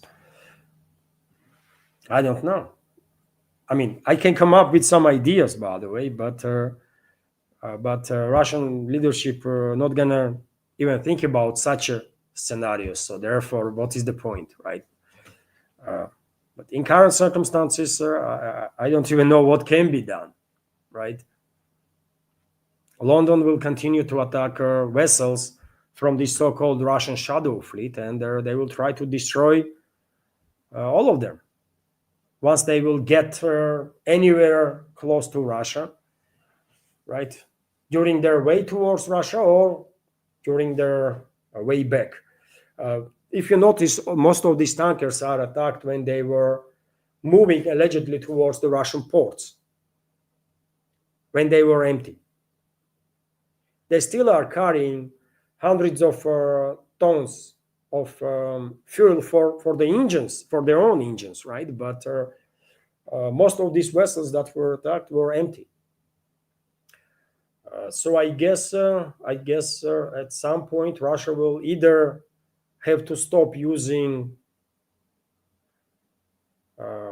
export routes, oil export routes that are located in the European part, that is the Baltics and also Black Sea, and reroute direction towards the either Northern Sea route or towards the Far East, which is not easy to do, but plausible. No, technically speaking, it's doable, right?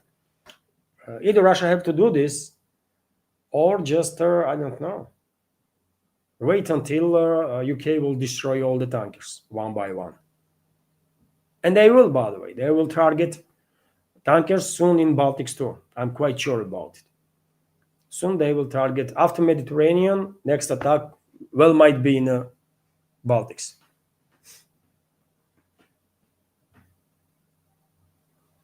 You know, if I was in charge, I can tell you that, man. If I was a Russian president, I will demilitarize UK and France long time ago. Denuclearize them. I would just freaking denuclearize them. While, I will tell military security services, just take their nuclear capabilities, military capabilities out, and try to kill as less people, as less militaries as possible. I will tell them that, honestly, because I understand that it's just ordinary guys, by the way, in most cases, that just had no other option but to serve in that garbage that nowadays British army is, right, or the French army. I'm quite sure majority of people don't want to be there, but maybe have no other options. So if I was Russian president, I will tell long time ago, by the way, when first Storm Shadow and first Skull PG missiles, British and French cruise missiles, flew into Russia, very same day I will authorize strikes on France and the UK to denuclearize these countries and demilitarize these countries. It will be like half an hour job, literally half an hour, 30 minutes, and none of these countries will have aircraft carriers, nuclear submarines, air bases, or bases where nuclear weapons are stored. And probably I would order to take out also some critical military industrial enterprises. And trust me, NATO will shut the fuck up and do nothing about it. They might whine a bit, but US will stay out of this conflict because they would know France and UK provoked this, right? They launch cruise missiles into Russia, and we all understand this is French and British, by the way, that are launching these missiles, right? It's them. You might say, well, why would not you attack US then? Because US military and intelligence also use ATACMS and HIMARS and all the other stuff to strike deep into Russia. Yes, this is true. And well, probably I will take action against US military store. Although that would be something to think about big, because possibilities to denuclearize US in one strike is non-existent. I don't think it is possible to denuclearize either Russia or US with one strike. It's just technically impossible currently, right? So therefore, US is a bit different. It's just a bit different, but Russia definitely can denuclearize or demilitarize France and UK in about 30 minutes, anytime, any day. Just political decision is needed, and that's it. Russian militarists will do the rest. And that would be a solution. And there would be no more attacks on anything Russian, right? Or related to Russia. But as I said, Russian leadership not even gonna think about this stuff. It's just, we all know this, isn't it? So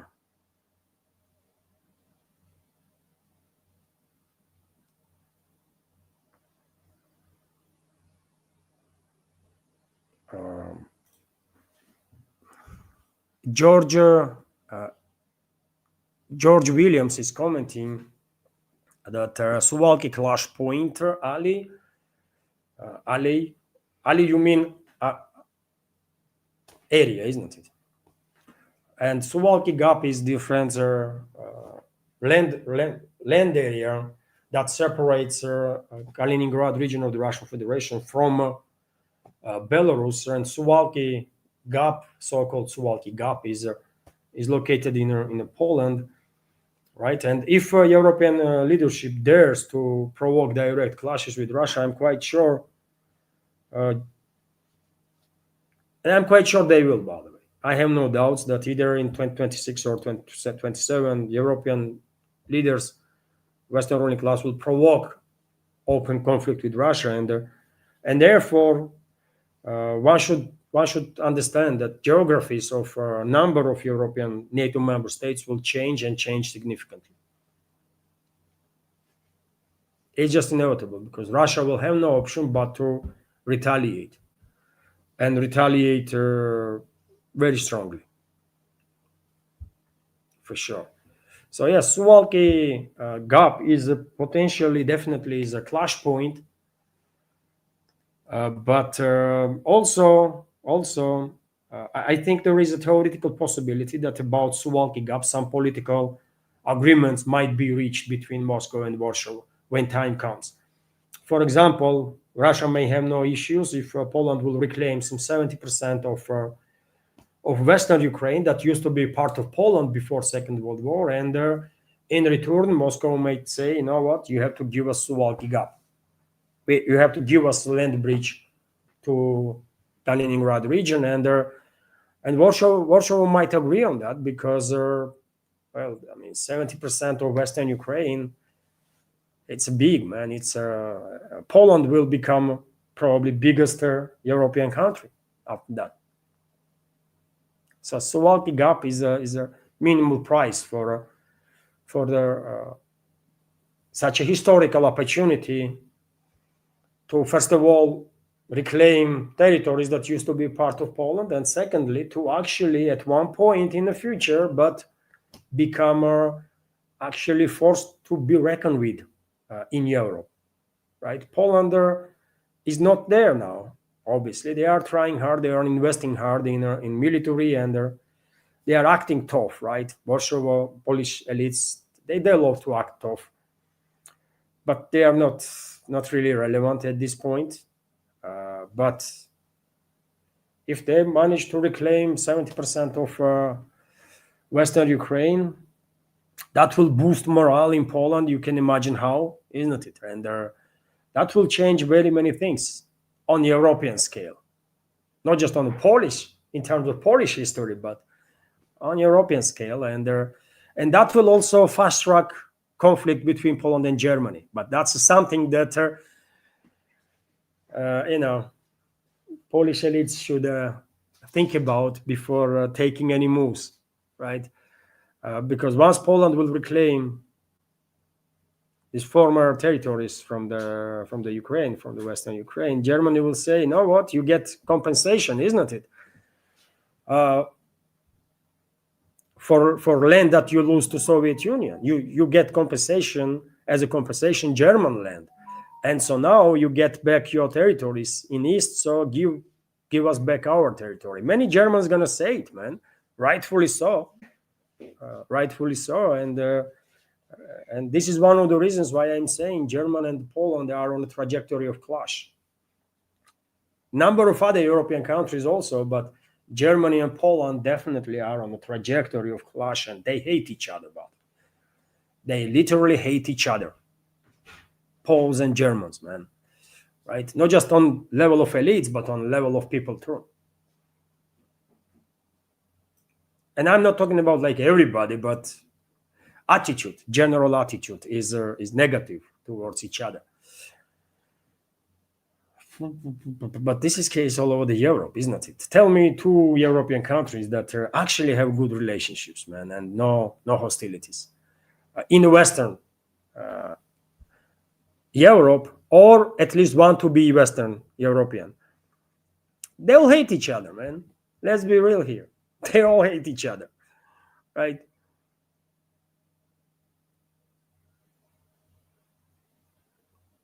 And there are these bureaucrats. They love to talk about unity, how united we are, and how European values and the European principles. What values and principles? What is the European value? And in every country, literally in every single country, there is a different values, different principles, right? Different traditions. They are very different, right? In some elements, there might be similarities, right? But generally speaking, French and English are no any more closer to each other than French and English with Russians and Russians. There are some similarities, yes, of course, but generally speaking, cultures are different, history is different, everything is different, including traditions. There is no such a thing as a European value. What the hell is European values and the principles?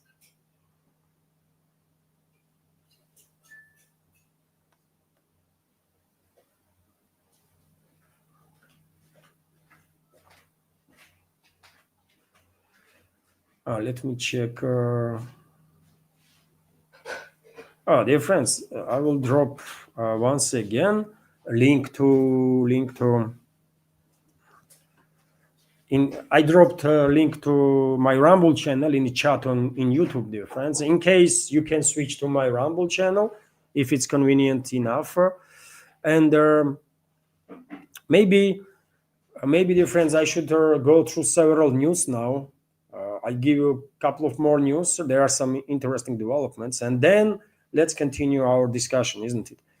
And when it comes to news segment, dear friends, let's continue with, for example, this report that, according to Kremlin, Putin's schedule does not yet include a meeting with Trump until the end of the year. And not just meeting, but I don't think they're going to be even a phone conversation between the two, because what they're going to talk about, I mean, really, So, yeah, no surprises, no surprises here. RT is also reporting that Kremlin outlines conditions for talks with Macron. You know, the French president a couple of days ago said that Europeans should seek some ways to communicate with Russia, with the Russian leadership, not to stay behind, basically, or not to become completely irrelevant. And Moscow reacted on that, and the Russian President Vladimir Putin is open, according to Dmitry Peskov, press spokesman of Russian president. So Putin is open to dialogue with the French counterpart Emmanuel Macron, but only if it is conducted in respectfully and serves a clear purpose. Otherwise, what is the point, really? Yeah, that's quite understandable position. Yet again, Moscow is never shutting down door for talks, isn't it? For negotiations, right? And this is correct approach. I mean, you want to talk? Let's have a talk, but based on your readiness, your attitude, we will decide a level on which we're gonna have this conversation, right? And so Moscow says to France, you know what? You want to talk? Let's talk, but yeah, if you are ready for it. Bilder, according to Vzгляд newspaper, Bild, German newspaper, reported that Germany will cover most of the cost of the loan that European Union just approved for Kiev regime to prolong this proxy war for another 2 years. And as you know, a couple of days ago, by the way, last Sunday that was, isn't it? Just a couple of days ago, European bureaucrats approved another 90 billion euros for Kiev regime. And well, according to reports, most of the money going to come from Germany. They are end up using Germany, by the way, like I don't know, like there is no tomorrow, man. I mean, country is occupied there. Yes, Western ruling class is in control of everything in Germany. I mean, political system, security services, everything. They control everything. London and Washington, to be more precise. And now there is more London than Washington, but nevertheless, right? But to abuse the country this much, man, what the hell? They're gonna force German taxpayers to pay most of this 90 billion, and this is loan, isn't it? And that means there is an interest on top of this 90 million, interest that comes on year terms, right? And this interest is about 3 billion euros.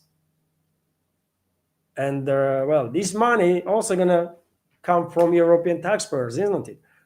And mostly from German taxpayers. I don't know how German people putting up with this nonsense, man. I mean, what the hell? What the hell, man? Who the hell is freaking Brussels bureaucrats? Who are they to steal so much money from you, man? What the hell? I don't know. This is insane. This is insane, man. But yet again, we all understand, isn't it, that allocation of this 90 billion euros, and this is not all, by the way, they are searching for another 40 to 60 billion for next 2 years alone, right? But we all understand that allocation of these sums clearly indicates that Western ruling class is hoping that Kyiv regime will at least will maintain itself and its capabilities to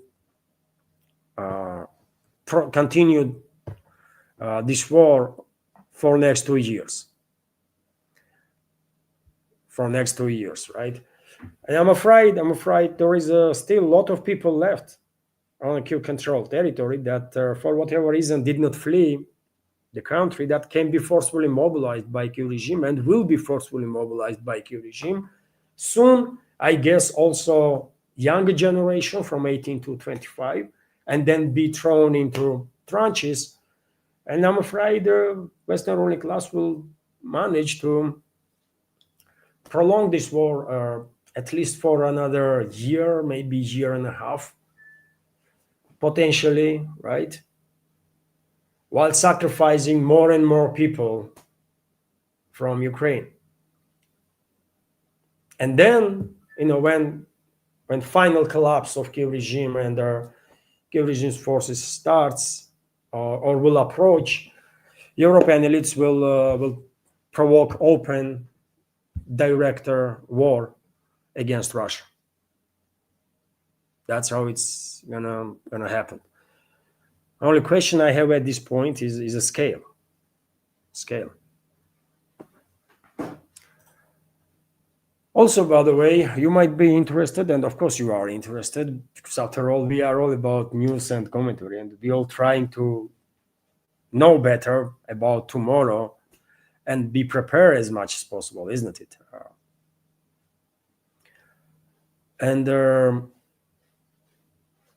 And yes, reports are that Netanyahu plans to discuss, Prime Minister of Israel plans to discuss their possibility of a new strikes on Iran with, guess whom? Of course, US President Trump.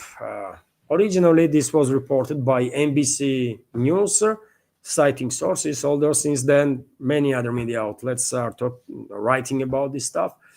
According to those sources of NBC, Israeli authorities are concerned that Iran's ballistic missile program continues to expand despite the recent strikes, alongside the ongoing deployment of air defense systems. In Jerusalem, officials believe Trump should be presented with their options for renewed military actions. Israel is also monitoring Iran's efforts to restore uranium enrichment facilities that were hit by US strikes in June. A meeting between Trump and Netanyahu is scheduled for later this month in Florida. Sources say the Israeli Prime Minister intends to push for urgent actions. And of course, none of us are surprised to hear this news, because probably all of us were on the same page when this 12-day war ended, that was just the first phase. And the Western ruling class will prepare, and their allies among Zionists will prepare a second phase, and when they are ready, they will launch it. And I said on numerous occasions that I believe globalists and their American neocons, globalists and their allies, want to provoke full-scale regional war in the Middle East on ethnic and sectarian lines, to shut down navigation in the Persian Gulf and cut off China, first of all China, but global South generally speaking, from the Middle Eastern energy sources. By doing so, Western ruling class is hoping that this will force China to further increase its dependence on Russia, on Russian fuel, and Western elites want this dependence of China on Russian energy sources to reach absolutely critical levels, because they think they will manage to derail Russia-China relationships, so much so that China will feel threatened at some point that they're gonna lose a last major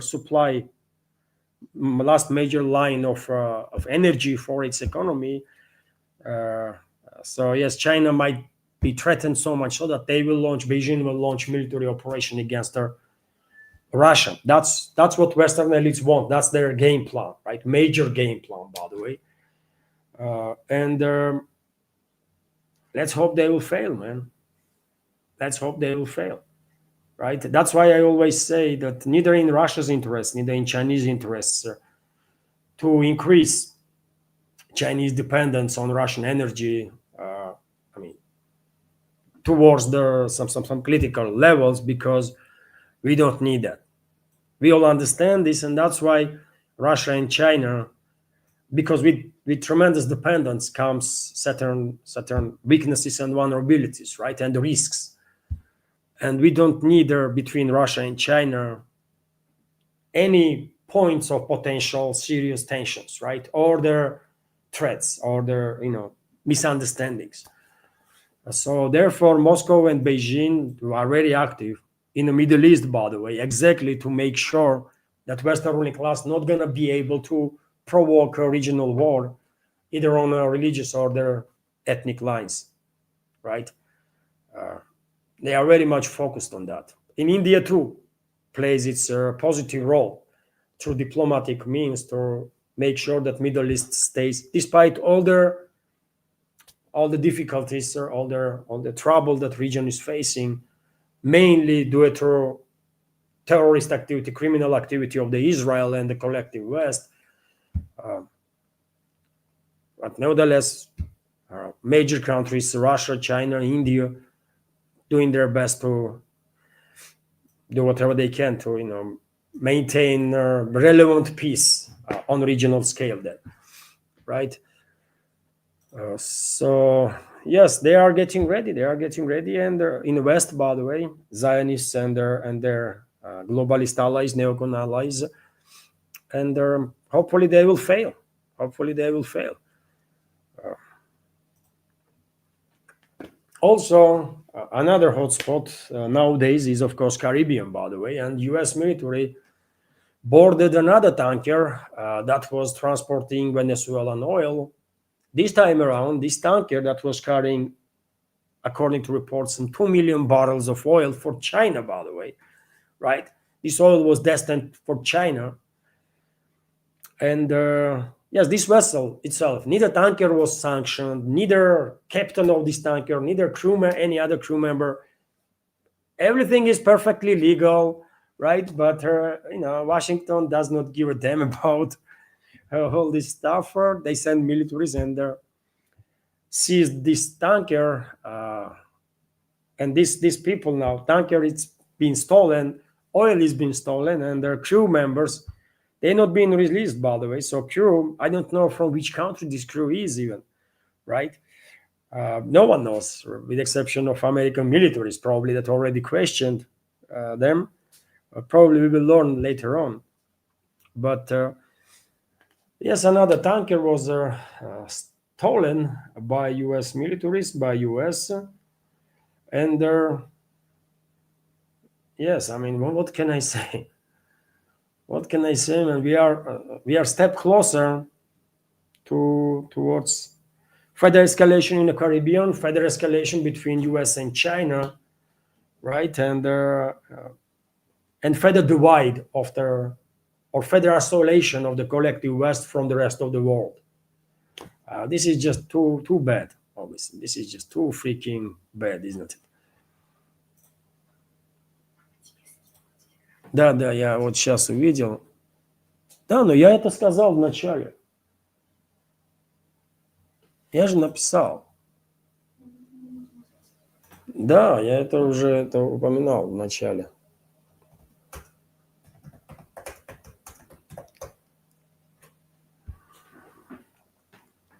So, but when it comes to explanations that White House is coming up with, probably are interested what White House is saying, why they attacked this tanker. So allegedly, according to Anna Cayley, that represents White House, tanker was containing sanctioned oil. I mean, really? Sanctioned oil? Is it a thing now? Sanctioned oil? It was a falsely flagged vessel, allegedly. The vessel was under Panamanian flag, by the way. Why it was falsely flagged? Because White House says so? I don't think it works that way, right? But Washington don't cares. Obviously, U.S. political class, U.S. leadership don't cares about anything really. They feel they are in a right to do whatever they want whenever they want. That's their policy. That's their attitude. We all have seen this, right? And according to this Anna Cayley, whoever she is, if this person even identifies herself as a she, I don't know. But yes, according to this person,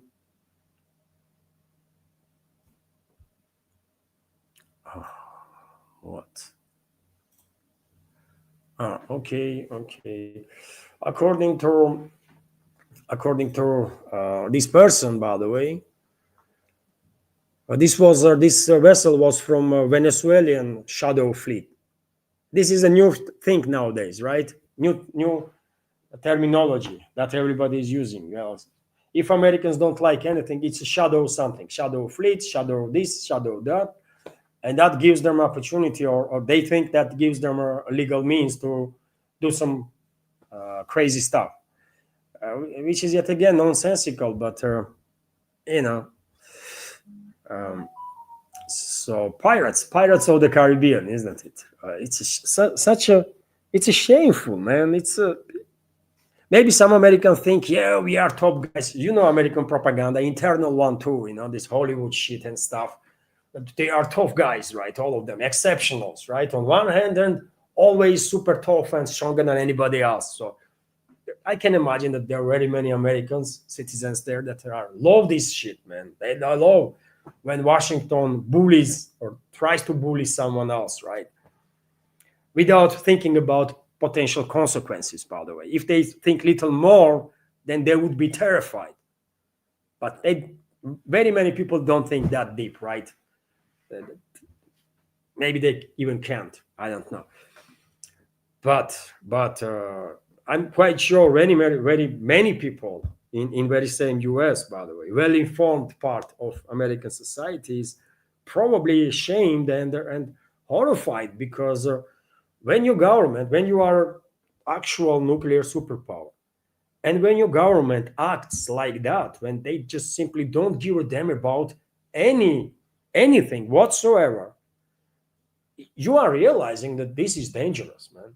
These crazies might provoke I mean, literally destroy the country, right? And even destroy the world. It should be terrifying because it is, right? But meanwhile, Washington continues to build up its militaries for military strikes against Venezuela, against Cuba. By the way, whenever I say Venezuela, I always mention Cuba because they are related. If anybody thinks all this buildup is exclusively for Venezuela, no, man, no. U.S. is targeting Cuba also, right?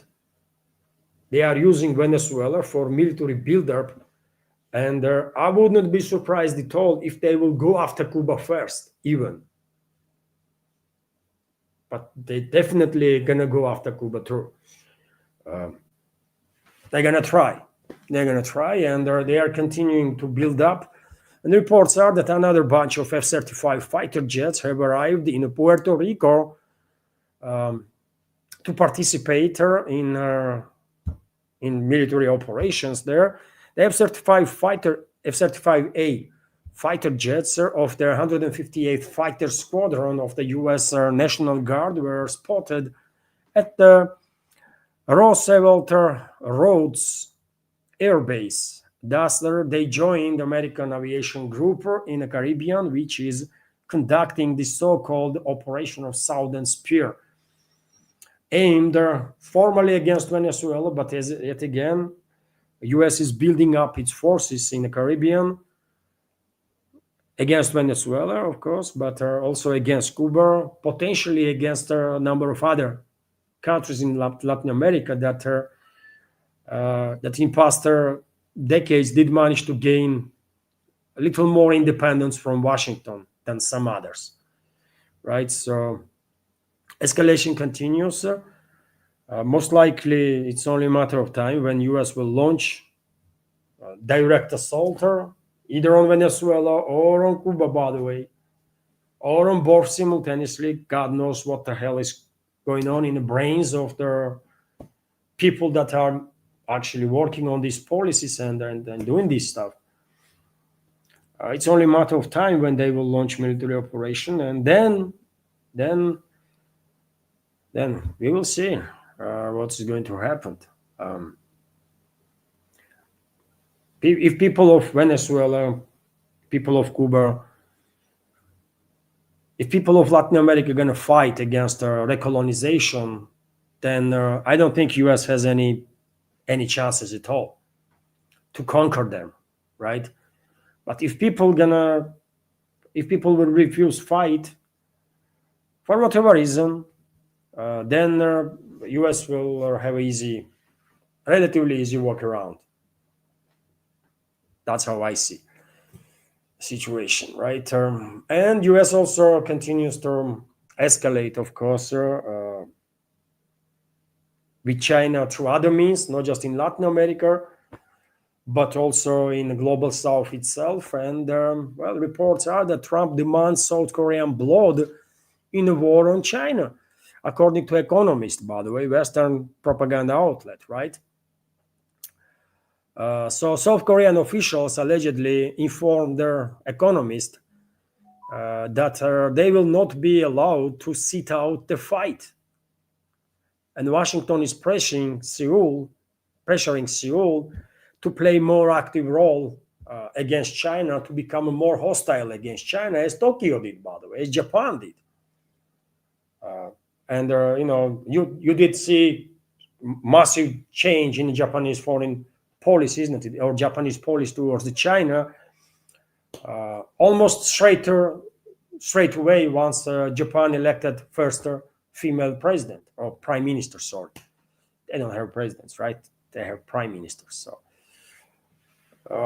this new prime minister, that I don't really remember name of, Takishi or something. This new prime minister of Japan almost straight away, from the first day in office, start escalating with China, and Washington is happy with that. But Seoul, South Koreans are a bit different, by the way. South Korean political class is a bit different, and become a different in past 2 decades, especially in past 3 decades, right? And there are generations of politicians are grew up in South Korea that don't see any necessity to be engaged in any hostilities with anybody, with especially on behalf of third parties, US or others, right? And some of those politicians are actually in a position of power now, and they are opposing escalation with their Moscow, escalation with their Beijing, escalation with some others, and Washington is not happy with that. Washington is not happy with that, and if this unhappiness of Washington will reach certain level, or frustration of Washington will reach certain level, they will probably organize military coup d'état. They will probably orchestrate military coup d'état in South Korea. Straight military coup d'état without even messing around the idea of regime change and stuff. They will just release militaries. I guess. We will see, but yes, according to Economist, officials in South Korea are saying that while undisclosing their personalities, that yes, US would not allow South Korea to sit out their fight against China. So Seoul should make up its mind, US is far away on the other side of Pacifics, right? And China is right there, literally right there. And Russia is right there. Nothing to be said about North Korea, by the way, right? So yes, there is quite a stuff to think about for South Korean leadership. And also, dear friends, yesterday, I mentioned that US approved another tranche of transfer of massive military aid package, or massive military package to Taiwan, this time for $11 billion. And this military package includes ATACMS missiles, hundreds of ATACMS missiles, HIMARS multi-launch rocket systems that are used to launch these ATACMS also, right? Numerous other equipment. So US is escalating. US is escalating with China big time, anywhere they can, in every direction. And You know what? Even though Western experts, at least some representatives of Western expert community, is quite sure that US is in a position to tackle China and defeat China even. I think they all are mistaken, man. I think they all are mistaken. And US, I don't think US has any chances to defeat China, man. Either economically or politically or militarily. I really don't think US has any chances against China. Only way, if American ruling class is interested in containing China, so that China would not become another dominant, lone dominant force in this world, right? And this world will, and humanity would not end up in a unipolar world again, but led by China. If American ruling class wants to avoid that scenario, then well, they have to cooperate with whom? With whom? Europe, okay, they are cooperating anyways, but Europe is doomed. By the way, it's useless. Europe is doomed due to all these unbelievable mistakes and crimes that European elites committed against their own people, first of all. So Europe is doomed, and I don't think anything can be done to save Europe, by the way, at this point. But India and Russia is a bit different story. And US, first of all, should look forward for normal relationships, actually good relationships with India and Russia. And the one look at geography, by the way, will tell you why. Let's open the map. Let's make this like bigger and just look at the map.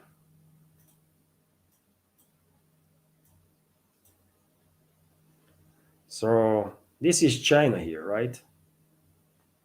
This is China. On north is Russia. On south is India. Many other countries, obviously, also. And on the other side of Pacifics, there is US. So one look, by the way, right? One look on the geography alone will tell you why US, if American political class, ruling class, or elites, or whoever is pulling the strings, if they are actually want to avoid a scenario in which, theoretically speaking, China may become a exclusive dominant or lone dominant force in this world, right? They have to I mean, Washington has to cooperate with India and Russia, first of all, and with many other countries. Cooperate, right? Not to be hostile towards China, by the way. Let's make it clear also. Not to be hostile towards China, but to make sure that leadership of China, that only going to continue to grow, by the way, leadership of China, not just now, but in 10 years time from now, 20 years from now, 50 years from now, whoever is going to be in the leadership of China, they're going to conduct policies of friendship and good neighborhood and cooperation, just to stay on the safe side, right? We need actually need this kind of triangle, Russia, India, US. But I mean, American leadership is in some parallel faking universe, by the way, right? Instead of building relationships with Russia and India, they are destroying relationships with Russia and India, and that raises the question: how much China did manage to infiltrate the US political class included? Maybe all these extreme elements, or is there a possibility that all these extreme elements that are acting on the public, at least, are as extreme anti-Russians, extreme anti-Chinese, elements, maybe they are actually like foreign assets. Maybe they are working for China, for God's sake, because current policies of the US, if anything, is exactly in the interests of China, not in interest of US, not in interest of Russia, obviously, not in interest of India that I mentioned, not in interest of anybody but China. Because what US is doing now is making China stronger, not weaker, but stronger. But one needs to analyze the situation to understand this. That's my take, anyways, right? Uh, Maybe I'm idiot and I don't understand nothing. Also a possibility, man, right? And I am idiot, man. Come on now. I never pretend to be a freaking genius or something. So yeah, China is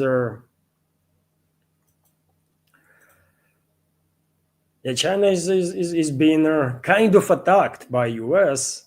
Escalation is clearly underway, but can you imagine what will happen? And yet again, we should be open-minded, man. Can you imagine what will happen when US leadership will provoke war with China and lose, man? US gonna be finished. At that point, China is unchallenged dominant force. And as I said, there is no circumstances in which US gonna dominate China. It's just not happening, right? It's just not happening. If China did not have the nukes, by the way, bit different story, but China does has nukes, and a lot of them, right? If open sources are saying that right now Chinese nuclear arsenal might be from 500 to 700, some say even 1500, then in reality, numbers are probably no any less than that, isn't it? And when you are talking about like I don't know, 1,000 and 2,000 nukes and stuff like that, it's a guaranteed annihilation of any enemy that you're gonna strike. And I guess Beijing and Washington already are on a pace of mutual guaranteed destruction. So nukes not gonna help Washington, and with conventional weaponry, with conventional warfare, Washington definitely not gonna beat China. No way, man. No way. Right? First of all, because of the geography. And no, first of all, because of the people of China. They're not gonna allow nobody to destroy China, right? They're gonna fight. People of China are very proud people, obviously, and they will fight about it, right? That's the main force of China, people. And secondly, US will lose war with China because of geography, logistics, all that stuff, right? And this US proxies in the region, Japan, South Korea, Philippines, and the rest. I mean, it's like peanuts, man. It's not serious, right? And already, like a couple of weeks ago, there was some maps, screenshots of the maps, isn't it? That was published, I believe, initially in the Chinese segment of internet, where there was some directions of a potential Chinese strikes in Japan if war breaks between two. And well, China was in that particular screenshots. What we could see is that China is not messing around, man. They were obliterating Japan, literally. Like they were targeting everything, including nuclear power stations and just everything. All strategical stuff in Japan was annihilated or target, right? So those US proxies not gonna last long, man. Chinese will finish them off easy, relatively. And US is definitely already not in a position to do much, right?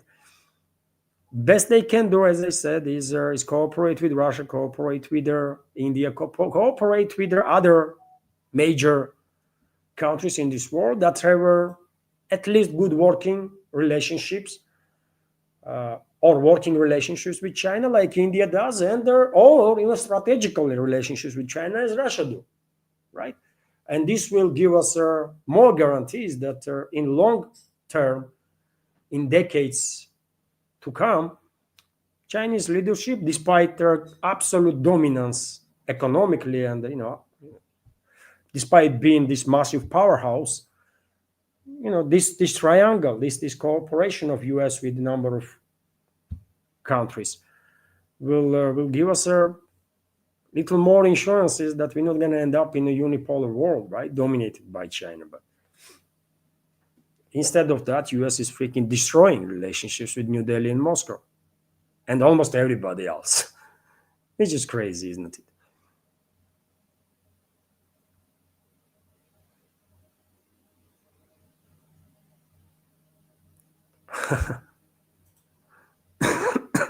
George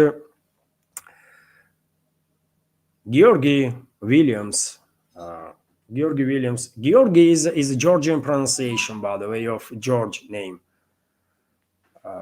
So Georgi Williams is commenting, "Hello, Levan, your style is glorious, sir." Thank you. I don't really have any style. This is a community chat, right? Sundays are a bit different than other days because community chat is very casual. All my updates are casual, but Sunday community chat is especially casual because that's all we do, man. We just exchange opinions, right?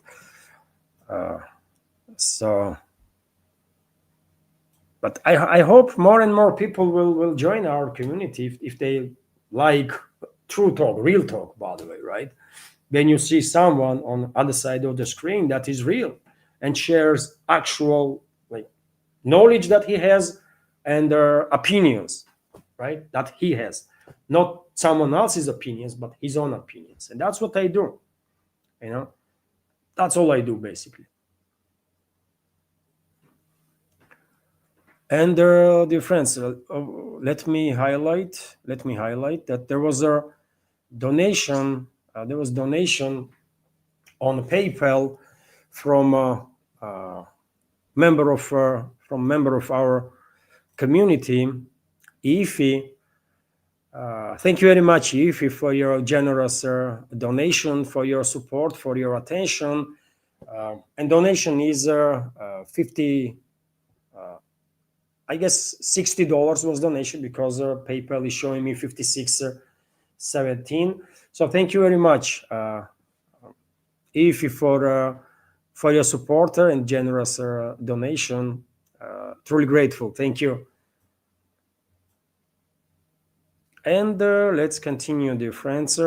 Because it's a PayPal, I'm not showing screenshot, by the way, because otherwise I have to blur everything there, right? If you don't want, if you're gonna donate through PayPal, but don't want you to be mentioned, first of all, I'm only mentioning first name, never full name, and if someone asks to mention full name, okay, but it's only if I'm being asked about it. If someone don't wants to be mentioned at all, then just send leave the comment with donation that no mentioning, and I'm not gonna say nothing. I'm scrolling now, dear friends, through.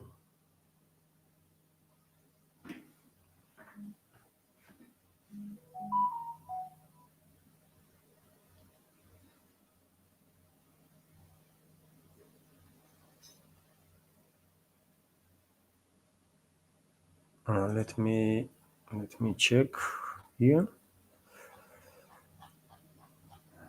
And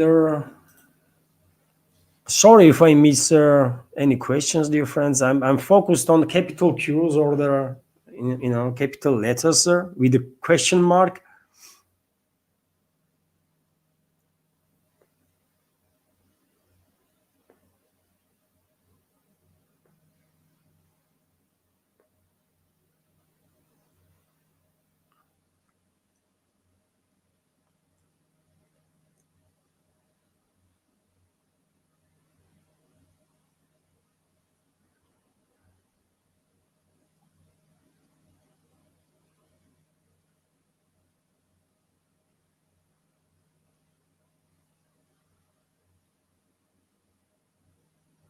Oh, that's quite interesting stuff here. Joey Rosa is commenting. I can say this from an Italian standpoint. The Italian organized groups, especially Sicilian Cosa Nostra and their Calabrian and Dragheta, have been running the government in the country. Well, that's is this mafia stuff is still relevant there? It is. It is. Wrong question. I know it is, and although I did not know that their influence is still this massive, that people assume that they are in control of government. Wow, that's that's too bad, man. What can I say about it? Too bad, obviously. But still, I think Meloni is not a puppet of Cosa Nostra or something, but puppet of globalists. And very same globalists probably are using Cosa Nostra or any other criminal organization as a tool. In Italy, it will work. They can terrorize anybody, right? With these criminal groups. And probably they are terrorizing quite many people. And it's not just Italy, I guess. I mean, these globalists, they're going to use any tool, by the way. They have no moral or principles, isn't it? They will use any means, literally any means. And they will cooperate with anybody in their pursuit of geopolitical agenda of theirs. So, yeah, Italian mafia, by the way, it's and it's different, isn't it? In America, Italian mafia was like separate entity, somewhat, but in Italy, mafia was a bit different, right? And yeah, Cosa Nostra, everybody knows Cosa Nostra, isn't it? It's Sicilian mafiosos. And in US, there are so many movies about this stuff that everyone knows this seen crime families like Bananos and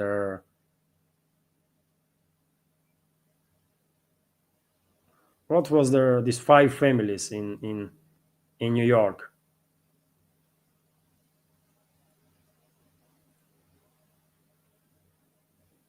I forget, man. Can you imagine that? I cannot remember now. Ah, okay.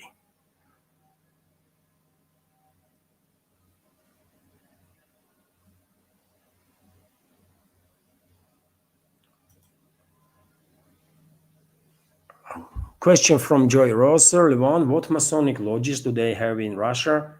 I don't know. I don't know, Joy.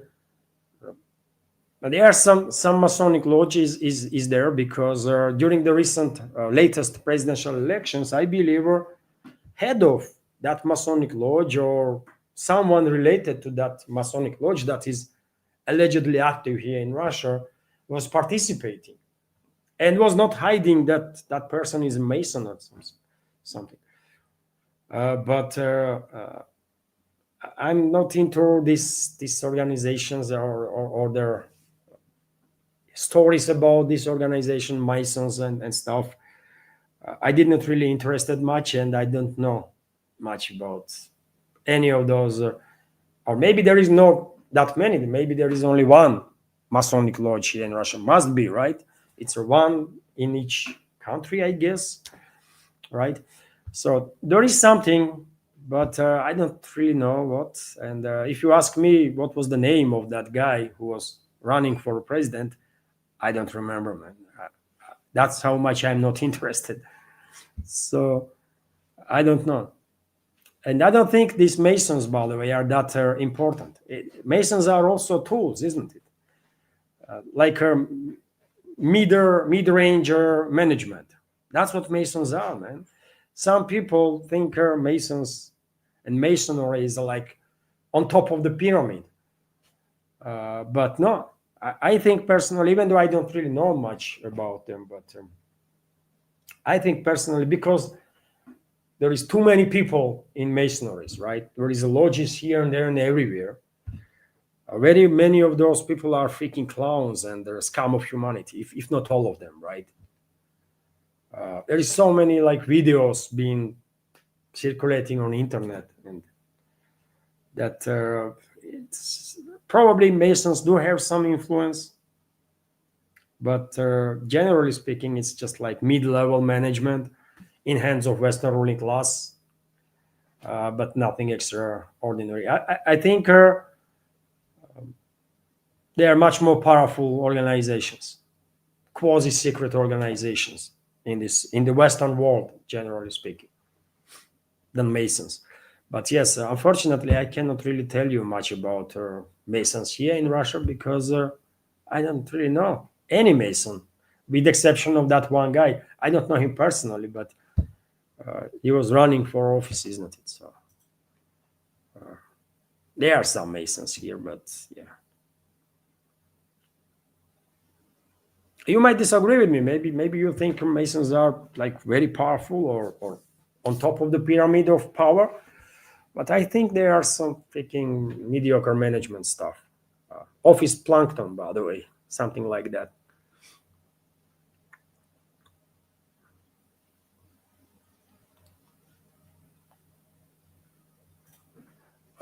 Also, JC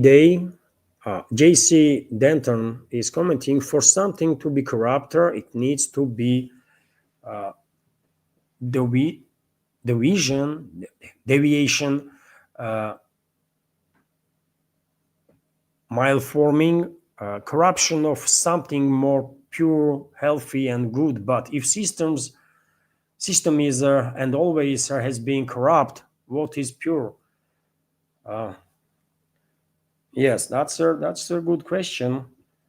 In terms of US, I think US system was built as a corrupt system originally, even though founding fathers of the US they spoke some understandable stuff in some papers, allegedly.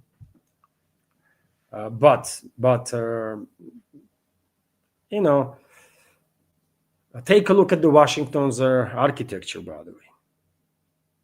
Right, the U.S. was formally built as a republic, but in reality, intention was probably something different. And eventually, U.S. turned into that something different, and still is in that form, right? And failing rapidly.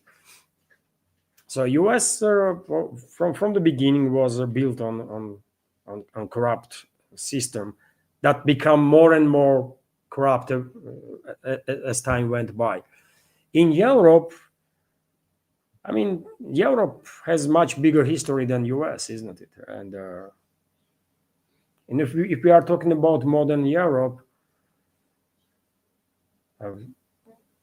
yes, maybe systems were like historically corrupt, right? And this transformation of most of the European countries into like sort of republics was not really a natural process, but just the ways that aristocracies managed to save themselves and secure their influence, right? And that means these republics were built on a corrupt foundation, but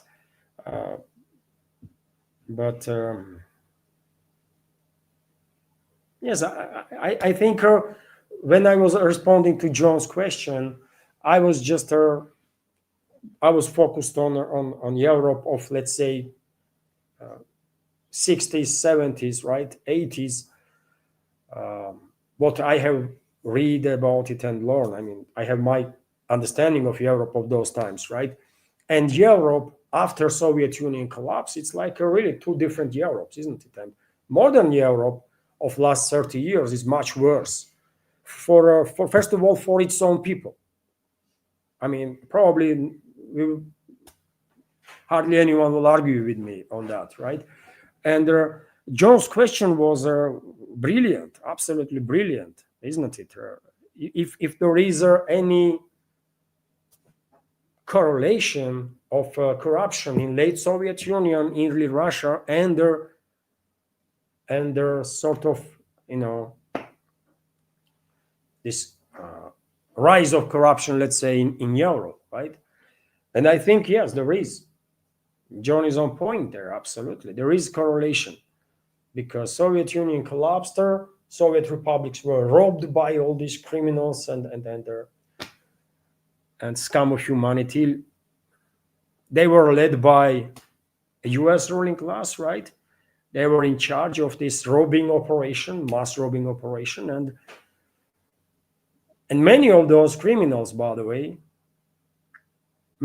most of these corrupt elements and corrupt money went to West, and a significant part of it to Europe. And of course, it had influence on Europe.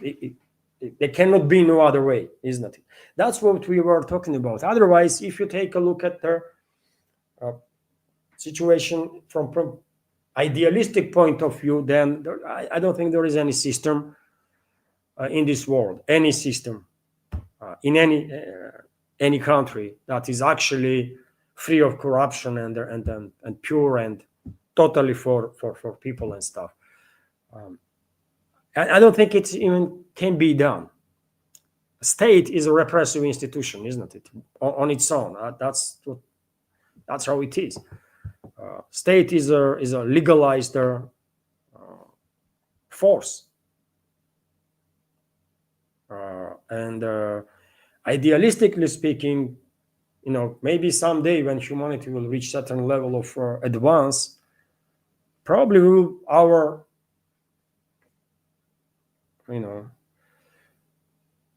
потомки, how you say потомки?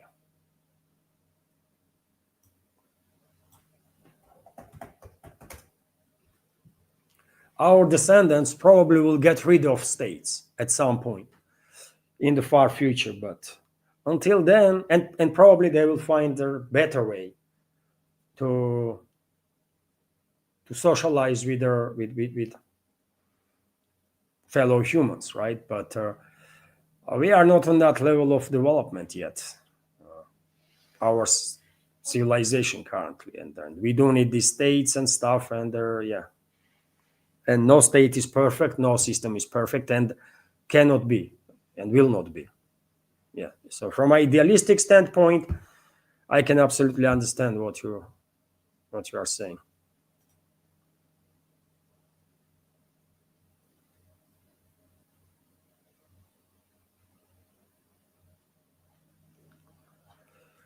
Let me check here.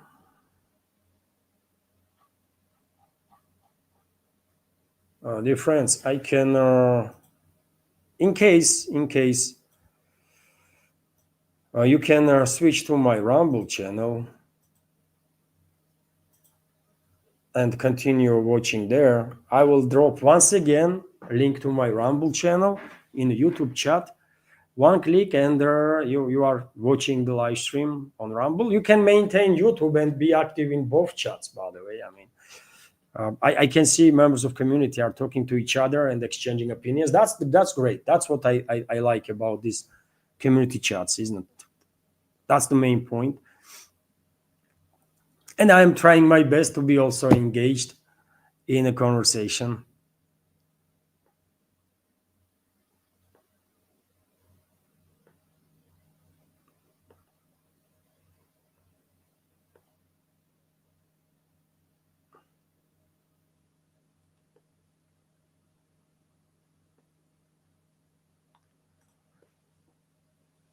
Albert is commenting, even if Trump wants to stop escalation, he's got seriously dangerous people around him. Yes, I agree with you, Albert, absolutely. Even if Trump actually wants to de-escalate, even if some of his allies, including Witkov, his special envoy, actually want to see de-escalation, actually want to pull out US from this proxy war, I don't think they will be allowed to do so. Because, I mean, people that are pulling the strings are just too crazy, too dangerous, too powerful, and they might actually do some hit on Trump. And I don't think Trump will be able to basically succeed in anything that he promised to American people and was received by people well. I don't think Trump gonna succeed in any of it. Ending forever wars, I don't think Trump gonna succeed in that. U.S. is no any less engaged in this proxy war against Russia. To start with, U.S. targeted Iran, by the way, on behalf of Israel, which is crazy. Many members of MAGA movement, America First movement, were tremendously upset about this development, right, and still are. U.S. is about to attack Venezuela, by the way, then Cuba. U.S. is escalating with China. U.S. is all over the place, right? And this is happening during the Trump's administration. This is nothing to be said about some domestic stuff, right? Migration topic, yes, borders may be not as open now as it was during the Biden's administration, but I said a million times before, this is a decision of a ruling class of US to artificially increase population in the US, right? To bring more and more people.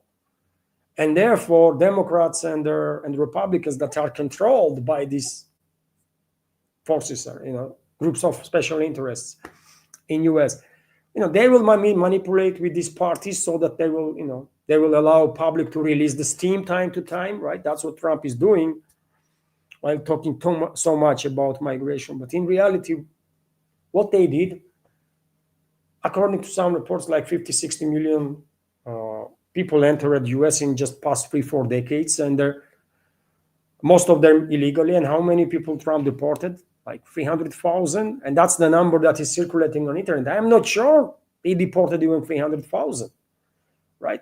But okay, even if tens of millions went in, 300,000 for public opinion purposes, propaganda purposes, were sent back. Net surplus is tremendous, right? Real population of US may not be 350 million, but be close to 400, probably more than 400 million. And this is a policy, intentional policy of American ruling class that dates back decades. This is nothing new. That's my understanding of the situation, and I spoke about this topic many times. That's why I was correct when I was saying before Trump even was inaugurated that no one should expect some actual changes in terms of migration, because this is not Trump's decision. This is decision of actual rulers in the US to artificially increase number of populations to maintain relevance on geopolitical scale and be able to compete with China now and in the future, with India in the future, and with some others, right? Just to maintain relevance. They need numbers. And US in that case is in much better position than Europe is, for example, right? Europe was adopting same policies. But unlike US, which is itself on its own country of migrants, right? And even if there is some clashes between different cultures and this and that, still in US, this topic is not as painful as it is in Europe, by the way. Europe is different countries, different cultures, right? And for example, in UK, when you grew up, let's say in Bradford, right? City in Yorkshire, by the way. When you grew up in Bradford and you remember your childhood, you remember years when you were young and then student and then grown up, and remember what was the city then and what is the city now. It's different. I'm not saying it's better or worse, but it's different, and you cannot any longer recognize this place as one that you knew, one that you loved, right? One that is in your memories. And it does not mean that you are necessarily freaking racist or Nazi or some scumbag. No, man. You are just ordinary human being that have nostalgia to their city and their area that you grew up with, and you were familiar with. Now it's all different. And again, I'm not saying it better or worse, but it's just different. And very many people are having hard time with this, man. And I understand why. And I don't think those people are racist, man. I honestly don't, man. Right? It's nothing wrong if English people want to present their Englishness, man, their culture, their tradition. I don't think there's anything wrong if Scots or Welsh people or Irish people want to just maintain their culture, right? Or if French will do the same, or Germans, by the way, what is wrong with that, right? Nothing is wrong with that, isn't it? Although globalists, by the way, and the Western so-called media wants to present everybody who says same stuff as I said right now to be freaking racist and stuff, right? They want to suppress this opinion that, well, nothing wrong to love your people and your culture, man. It's not wrong. And if you want to save it, maintain it, right? But yeah, in Europe, it did not work. That's what I'm saying. In Europe, it's much more painful than in US, where this process of artificial increase of population will continue for decades to come, by the way. Trust me, it will continue. Or don't trust me, just mark my word on that. In Europe, by the way, I don't know if European elites continue this madness that is happening now, and for how many years now, for last 20, 30 years at least, right? With this mass migration, they're gonna provoke civil wars, man, all over the Europe. Actual civil wars, when people of different ethnic and religious background will start freaking fighting each other. People in same country. In most cases, they will be citizens of same country, right? And they will start fighting each other. And number of countries in Europe are, I believe, are on the verge of that devastating step, right? So yeah, I agree with you, Albert. That yeah, if we don't know for sure, but if Trump actually wants to stop this escalation and actually like de-escalate with Moscow and maybe even try to build some like working relationships at least, I don't think he's gonna be able to succeed in that because of their political class in US, because of their all the groups of special interests and so on. They're not gonna allow him to do anything, man, that they don't like, for sure.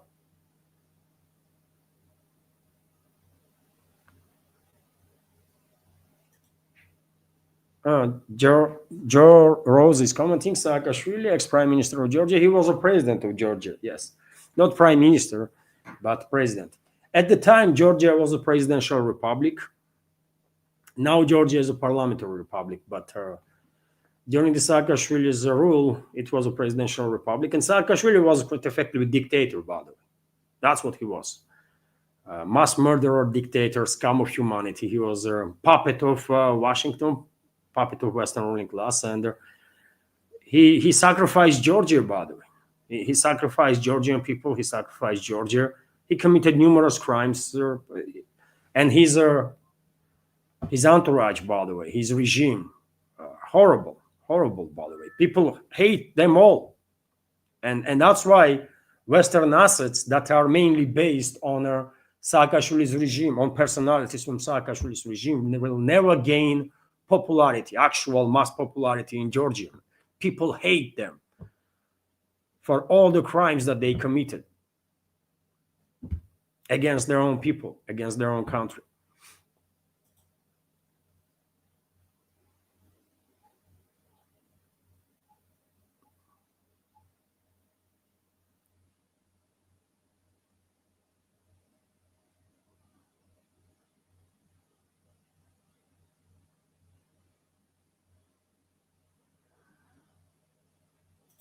Alexander G is commenting Russian pro-Western people seem to just fade away in 2023 when they saw what the West was doing. And thank you, Alexander. This is great observation. Clearly, very many people, especially among young generation, among 35, 30 and less, uh, many of them that were on kind of pro-Western, positions. Many of them changed their mind when they learned more, what was going on. For sure, uh, Western elites basically illustrated themselves.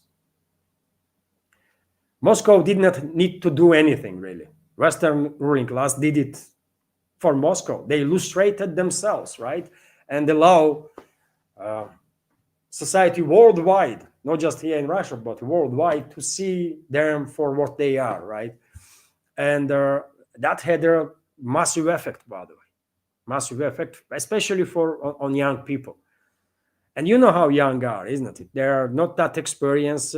They are just learning the life, isn't it? And they're improving their level of education and all that stuff. And they they are easily they can be easily impressed by some stuff, right? Or propaganda, for example. And there were propaganda, some of them, of course, just I don't know percentage, but some people were clearly um, impressed by or influenced by Western propaganda. And after 2022, 2023, yeah, crucial changes had happened in their mindsets, by the way. Very many of them actually left Russia, went to the West, went to Western countries, and come back. And come back, brother. Because Western, one thing is to see West from the far away and base your opinions on some faking propaganda that you may hear on Western platforms, propaganda platforms. But very different stuff is to go actually there and live there and experience what is going on there. Talk to locals, right? To understand better. And very many people did exactly that from these young generations, and they are coming back very much disappointed in the West. And I can understand why they are disappointed. They were ideal. They were, how should I say? They were idealizing. Yes, that's the word, I guess. They were idealizing the West, right? Western world. And it turned out to be much worse than their expectations. So I understand what you are talking about, Alexander, absolutely.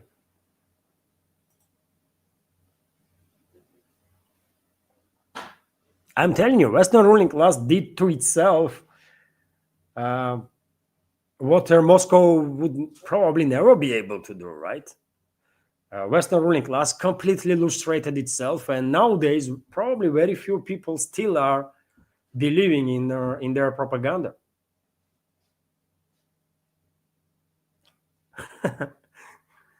Some comments are yeah, kind words, by the way. Thank you very much. I would not uh, make it on the screen, uh, but yes, some comments are very kind. Thank you very much.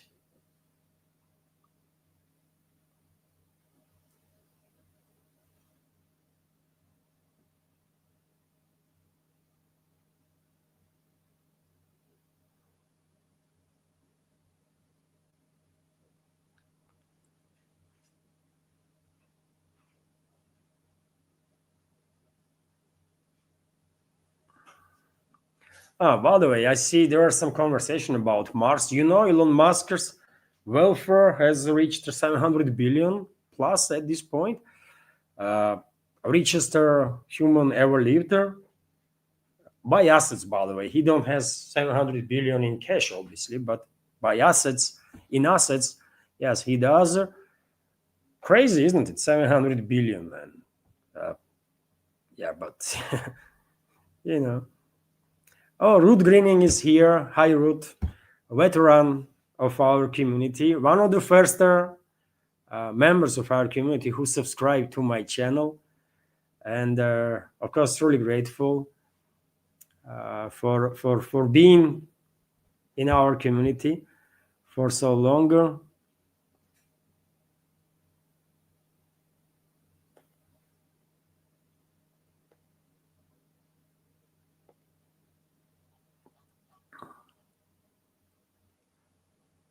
I just saw capital Q for God's sake, and I was scrolling so fast. I find it. I find it. So Demi Kanuk is commenting: Was there Orange Revolution in 2004 aided by Western influence? Oh, come on! There was no so-called color revolutions in former Soviet republics that was not orchestrated by the West. Not a single one. There was literally no color revolution, either in Ukraine or in Georgia, by the way, or elsewhere in Central Asian republics, for example. There was attempts, and some of them succeeded, right? In Kyrgyzstan, for example. There was attempts also in Kazakhstan. There was attempts not just in Central Asia, but in Belarus, just like number of years ago, isn't it? All these so-called color revolutions, all of them were orchestrated by the Western secret services. First of all, US, by the way, right? All of them were so similar. If you study details, tactics that was used by the so-called opposition there, and NGOs, by the way, NGOs always play a crucial role, isn't it? And the most corrupt elements in among so-called opposition.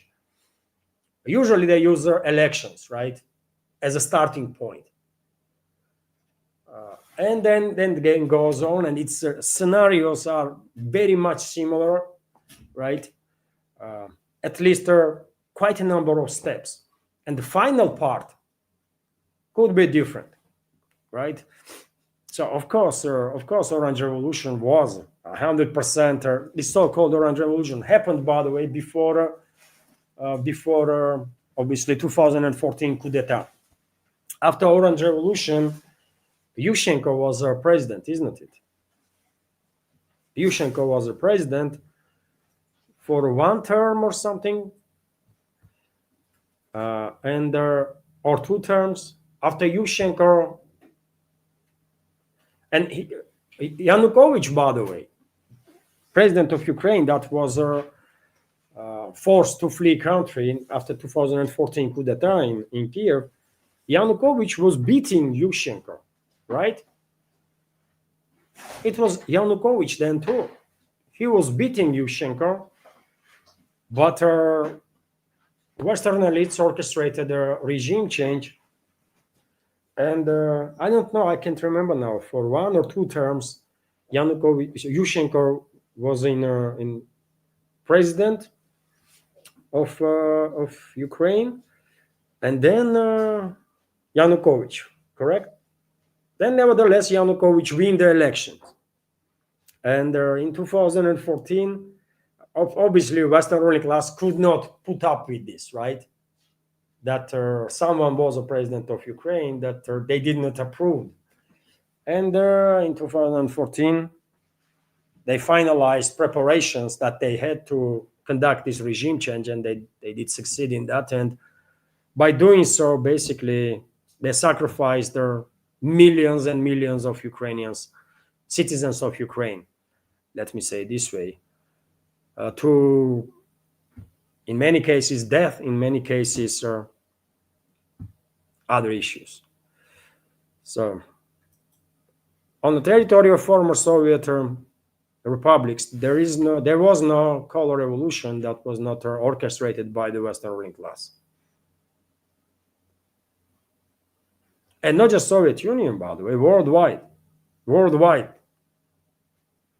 You know, it's the same playbook, time and time again. It's the same playbook, and many countries are, studied these playbooks, right, and are quite effectively opposing now. For example, current leadership of Georgia managed to thwart at least 4 or 5 attempts of regime change in past several years, orchestrated yet again by Western ruling class.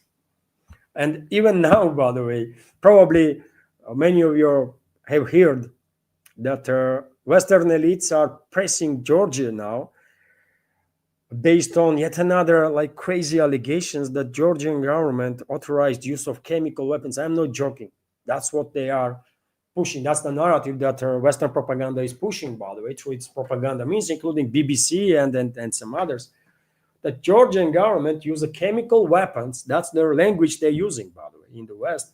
Chemical weapons to suppress this so-called opposition, obviously Western-controlled one, right? And I don't know how this kind of crap can be aired in the West. Why Western elites think this might play well for them? But in our world, by the way, I mean, chemical weapons means are deadly weapons, right? Chemical weapons is not freaking candy. And how come that every time Western elites use this terminology, chemical weapons, they are naming some substances that these substances was used, deadliest chemical weapons, and nobody ever dies. And nobody ever dies, man. Remember, West was creating this false narrative that Russia was targeting some elements with their Novichok chemical weapon, and propaganda was that Novichok is the deadliest freaking chemical weapon ever created. And none of the people that allegedly Russian Secret Services targeted died. So, what kind of is it a really chemical weapon or is it freaking candy that no one is fucking dying from it? What's going on there? It's nonsense, isn't it? And now they are doing with Georgia the same game with chemical weapons. They're trying. Although this time around they are blaming Georgian government that they use chemical weapons against their own people during the demonstration, during this attempt of regime change, right? Which is crazy, man. Chemical weapons is a deadly substance, and I'm not sure Georgia ever had their chemical weapons, even during the Saakashvili's regime. Saakashvili was freaking crazy, and he still is, by the way. He is jailed now, but unfortunately, very many elements from his inner circle are still free and are doing whatever they can to destroy Georgia under the orders of their Western bosses. But I don't think even during the Saakashvili, Georgia had any freaking chemical weapons. And Georgia definitely has no chemical weapons now. But tell these to Western elites. They are still pushing this nonsense that, yes, Georgia used some chemical weapons against demonstrators. No one died, by the way. Nothing happened. But allegation is there, right? And based on this nonsensical allegation, they are threatening Georgia now that they're going to cancel visa-free regime for people. Okay. I'm telling you, the regime there in I mean, Western elites, generally speaking, are truly going crazy, man. Truly. And I see comment from Alexander Levan, no messenger, just a support. Thank you very much, Alexander. I was worrying that usually it shows, when I open phone, it shows message, right? And this time around, it was just like, it was written that Alexander left a message and he did not show me no message. So maybe it's some technical error was on the platform or something. Thank you for letting me know. I would check anyways after the stream. But right now, because I'm using VPN, I cannot open with VPN boosted through on a notebook.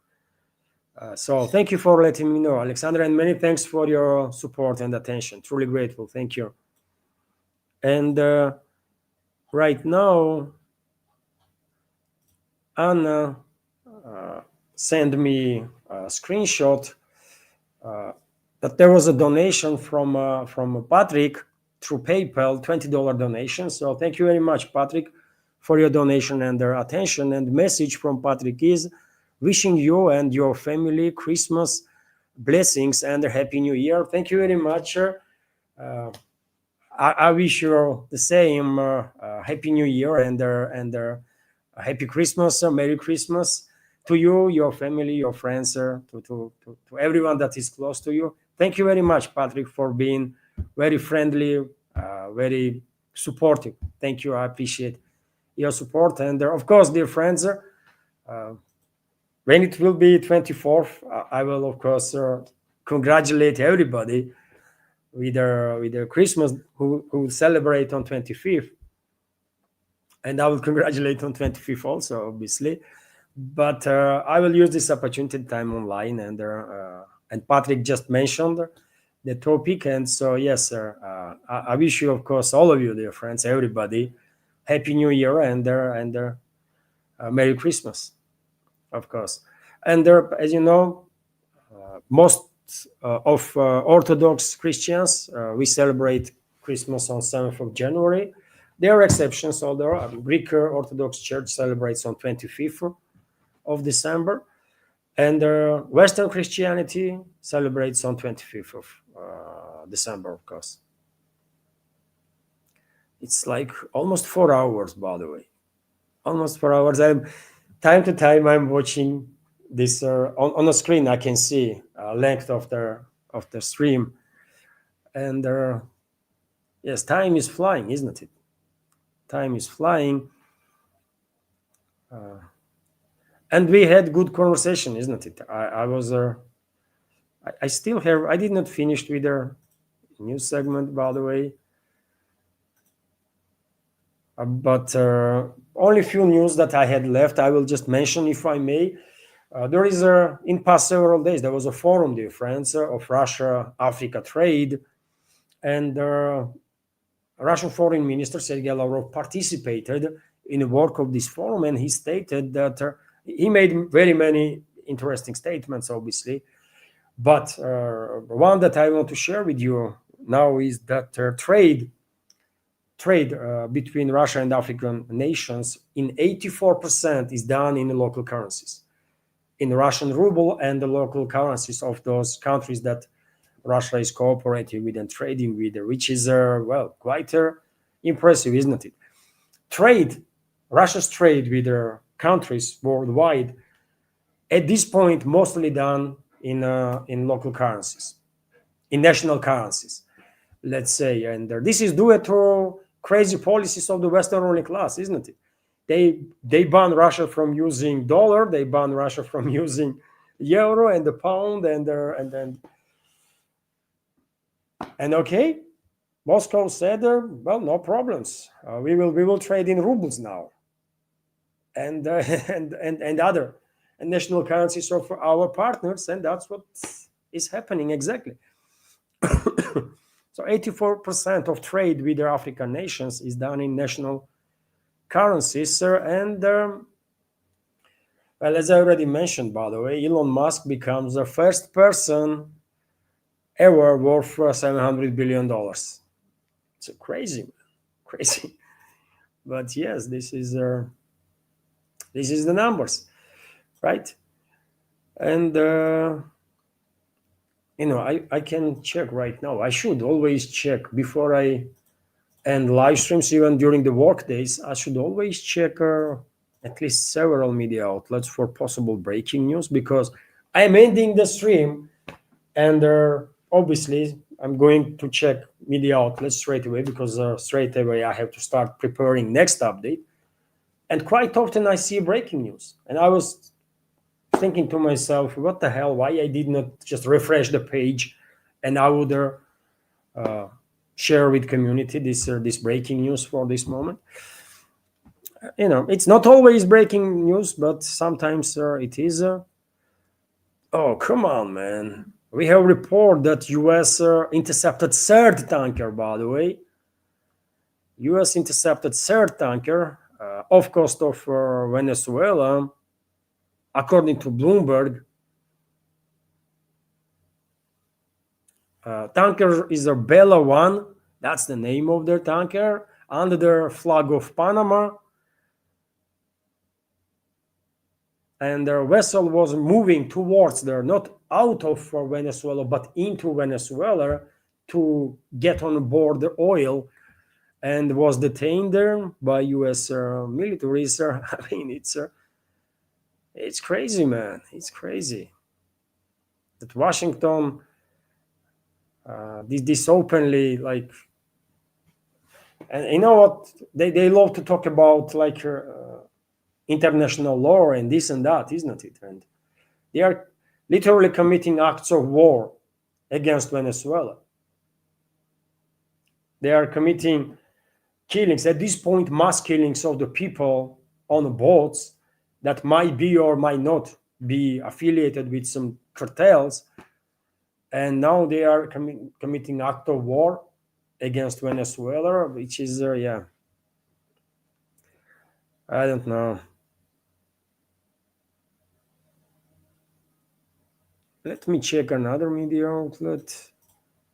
You see, it's a breaking news, kind of, isn't it? That third tanker was intercepted by or hijacked, let's say, as it is, but third tanker was hijacked by U.S. militaries in the Caribbean. Crazy, crazy, man. Let me scroll through. Ah, okay. Nidish Kumar is commenting. UPI is an Indian payment system. It does not work in Russia and cross-border transactions. Ah, okay. Thank you very much, Nidish, for additional information. Thank you. I did not knew. I guess maybe I had heard because on YouTube, by the way, quite often I'm watching some reports from Indian leading Indian news networks. All right, I just want to know what the take of Indian side is, and not just pro-governmental side, but also from opposition side, kind of, right? Because more you know, the better, right? It gives you little better chances to understand what's going on. So maybe I have heard UPI sometime in the past, but when member of our community was asking me about it, I just neither then neither now I just don't know what it is. Thank you for additional information, Nidish.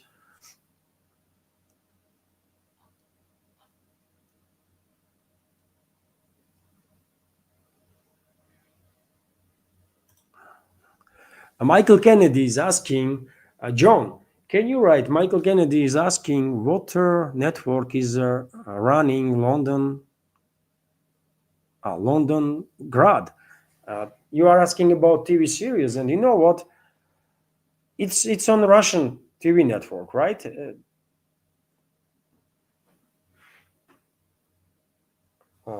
It's in Russian TV network, isn't it? Or it's in British TV network. Дочь, можешь загуглить Лондонград? Вот сериал Лондонград. Вообще, где это, что это вообще? I will find out now. Сериал Лондонград просто. Русский сериал? Я не знаю. Просто меня спросили, ты смотришь? Да, Лондонград. Это наш сериал?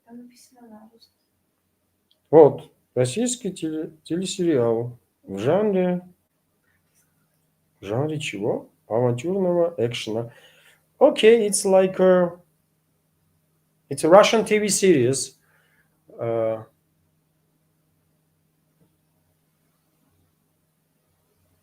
Телесериал. А где показывает? СТС. Okay, it's like comedy action kind of stuff. Funny movie, I guess. Funny TV series, and it's on STS network, or in English it will be CTC network, Russian network, by the way. It's a Russian TV series, and I'm looking now on a.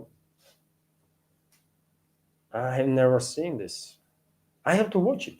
You know, so many members of community are interested that I'm gonna like. Is there on YouTube? No, yes, no YouTube. Probably it is on YouTube too. You know, I'm gonna check.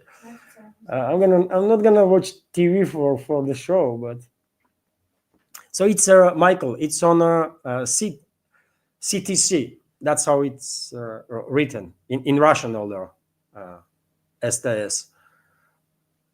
So it must be funny. Must be funny stuff because You see, members of our community know about it more than I do. I had no idea about this.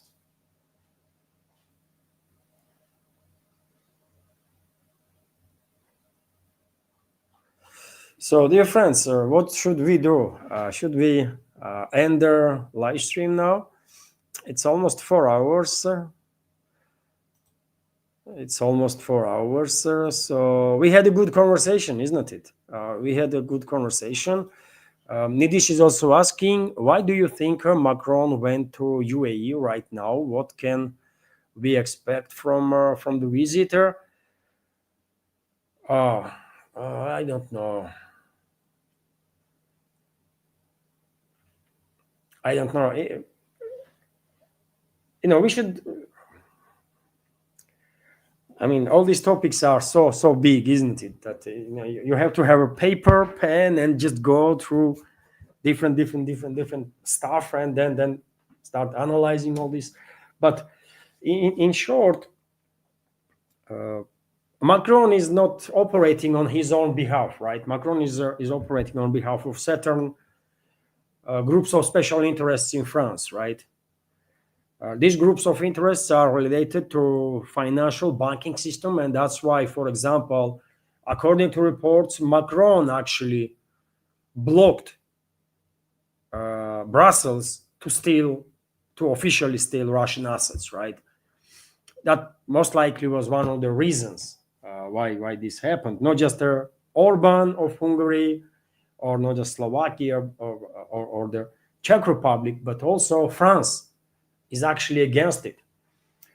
And by the way, British banking system also went against stealing Russian assets. And is there anything that unites in some ways the French banking system and the British banking system? Oh, of course there is Rothschild clan, right? Yeah, Rothschild. So and that's only on the surface, by the way. What's going on deep down, God knows, man.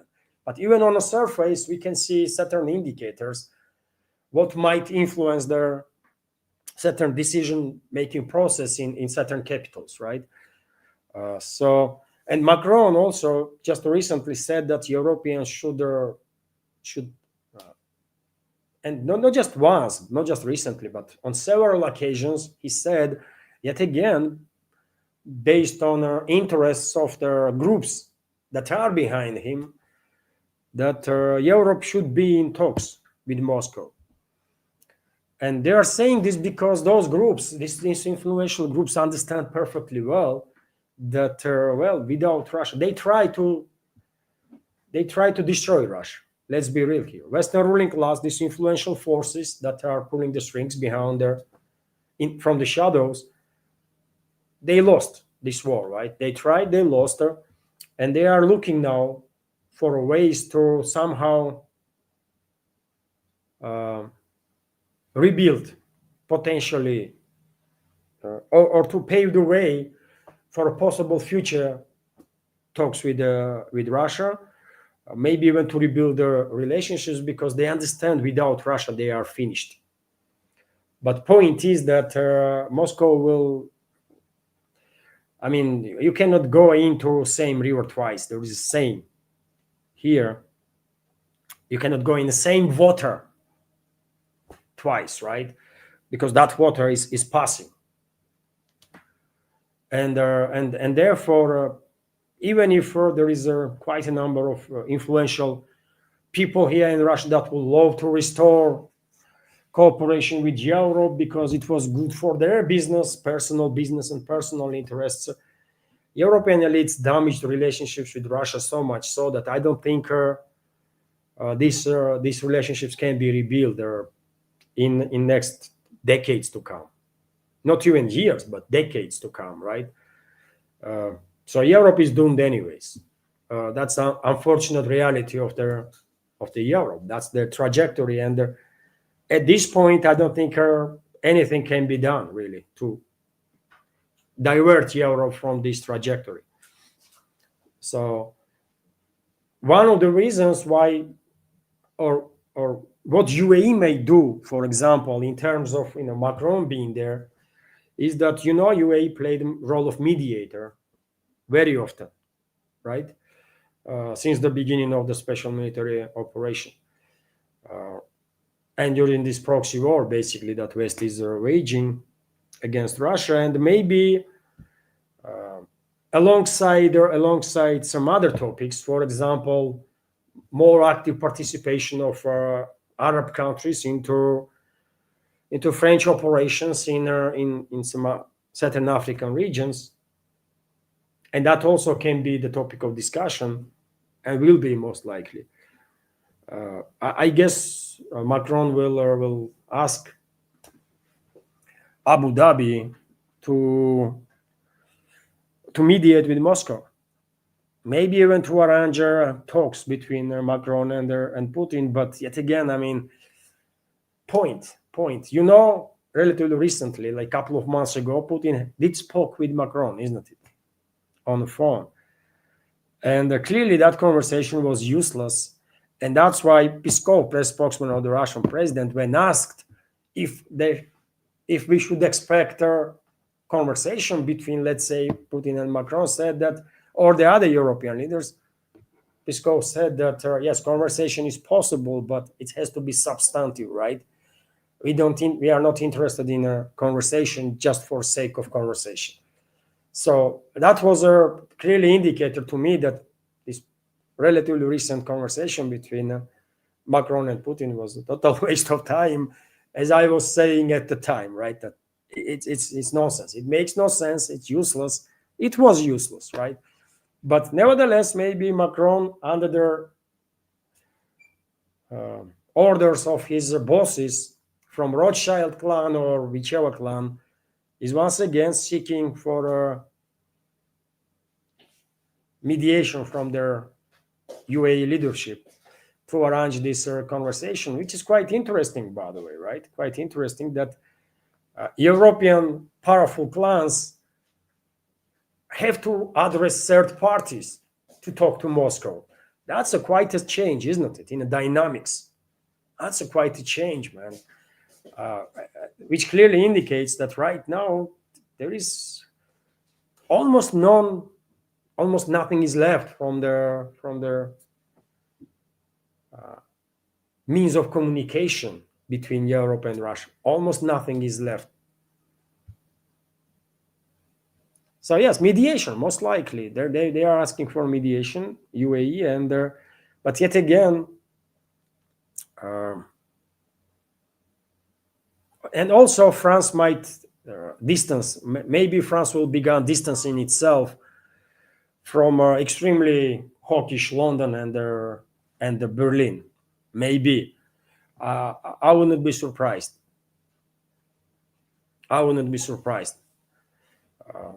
Because yet again, this to be one of the leading countries in this proxy war against Russia was clearly never in the interest of the France, man. Either French elites or France in general. And even though French elites are part of globalism movement, let's be real here. Dominant force is a British aristocracy, British elites, right? And they have issues with the French elites, historically speaking. French and British elites were never friends, man, and never gonna be friends, right? So maybe France will pivot towards the US, right, more actively, and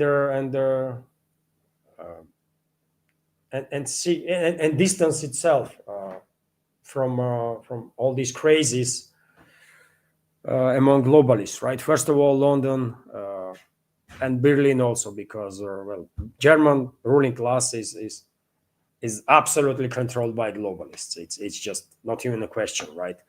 Merz is a BlackRock guy, isn't it? So yes, that's Yesly. I'm talking simultaneously, speaking several languages.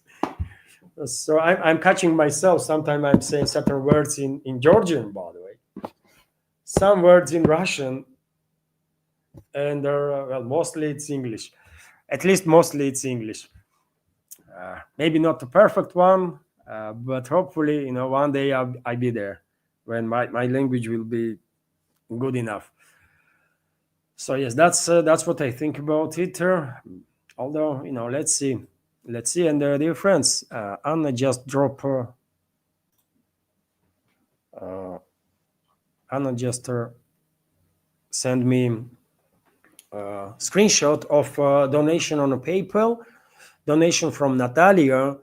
Um, Thank you very much, Natalia, and thank you very much, Bold Eagle, for your donation. Bold Eagle is a member of community, and that's how Bold Eagle sends her donations. So thank you very much for your support. And comment from Bold Eagle is, keep up the good work, Levan and Anna. Thank you very much. Thank you very much, Natalia and the Bold Eagle, for your support and attention. I appreciate. Thank you. And let's continue, dear friends. It's already 4 hours. It's already 4 hours. And maybe it's time, dear friends, to end the live stream. What do you think, dear friends? Of course, we can talk much longer, but 4 hours, I think it's quite enough. And you see, I'm beginning to speak in Georgian and Russian simultaneously with English, so I guess I'm getting tired.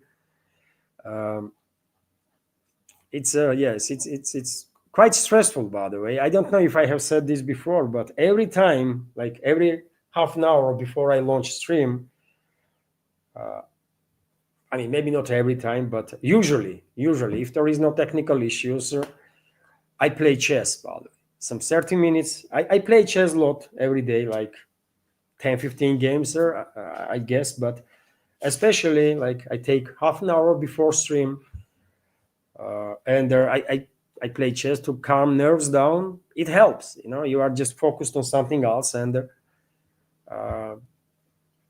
probably it helps to be focused during the streams itself, because you are talking about like quite a number of different topics, and it's easy to get lost in so many stuff, right? So I think chess helps me with that, but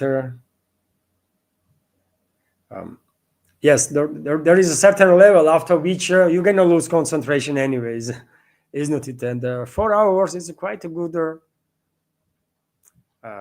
time, I think. One day maybe I'll try like new record of 5 hours. Let's see. So, dear friends, thank you very much. Let me just check once again. Let me check once again to make sure that there was no super chat on Rumble. So, Smoky Sally, I have to react on Smoky Sally's comment. The one their Mason lodges are in almost every town in the U.S. All police enforcement are required to become Masons. Really? Wow. You see, I don't know much, as I said already, about this masonry and their masons and stuff.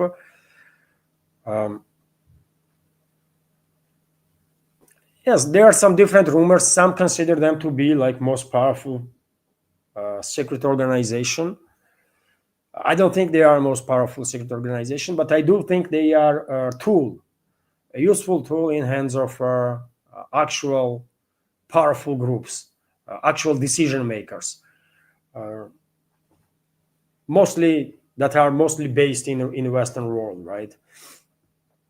True decision makers, and organizations like Masons are quite low. There is a I will not go into details. There are very many people on internet that are very knowledgeable on these secret organizations and stuff, and it will be better if they will talk about it. I don't really know much, and But thank you for letting me know. I didn't knew that. I mean, in every town there is a like, or almost every town there is a like Masons lodging in US. That's crazy, man. Why they need so many people to insert influence? Okay, I guess, but do they have to bring in like freaking army, all the people? What kind of secret organization is that, man? I don't know. Anyways, anyways, thank you for sharing. And also, Smoky Sally is commented there. Masons, Templars. I know there is different rumors, isn't it, about Knight Templars and Masons. There were different there were different orders, isn't it? In ancient times, there were Templars. They had these white skirts with red crosses. That's how many people are visualizing them. And there were Hospitallers, right? Hospitallers allegedly had a blue, these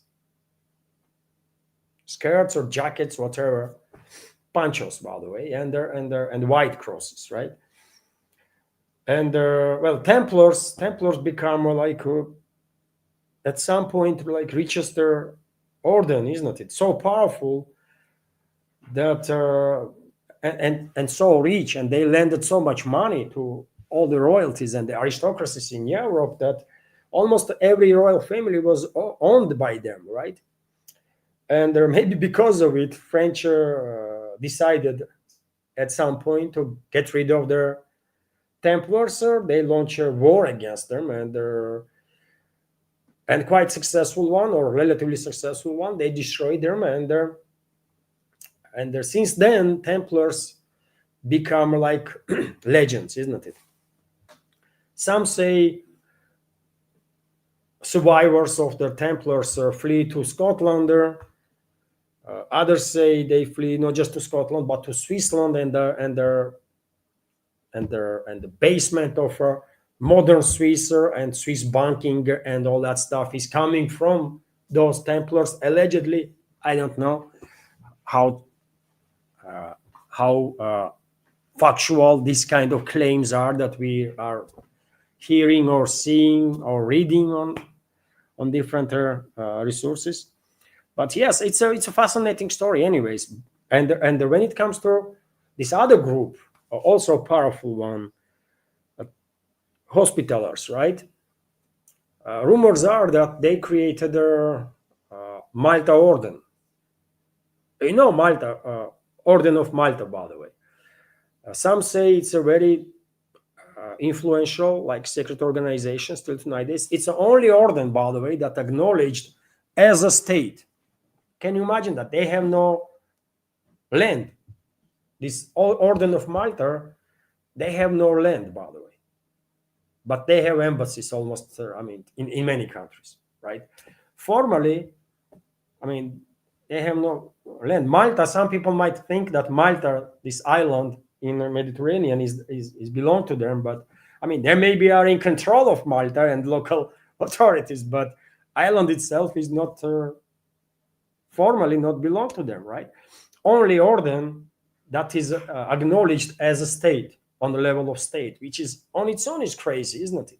And yes, rumors are that this Orden of Malta is a sort of a descendant of these Hospitallers, right? Allegedly, Hospitallers were much better human beings than Templars, right? Templars allegedly get greedy at some point, while and were more focused on fighting and that kind of stuff, aggression, while Hospitallers were more about like actually building hospitals, by the way, right, and helping people. Although they were fighting too, they were knights. Both Templars and the Hospitallers were knights, obviously, warriors, religious warriors, let's say. Radical terrorist groups, as nowadays, in terms of modern language, right, and modernity. But at the times of those, in those medieval times, they were counted as a normal, right? as an elite even, these knights. So yes, but nevertheless, I don't know much about any of this stuff, just a little bit, you know. Yeah. So, anyways, dear friends, it's all fascinating. It's all interesting, by the way. It's so much stuff to learn, isn't it?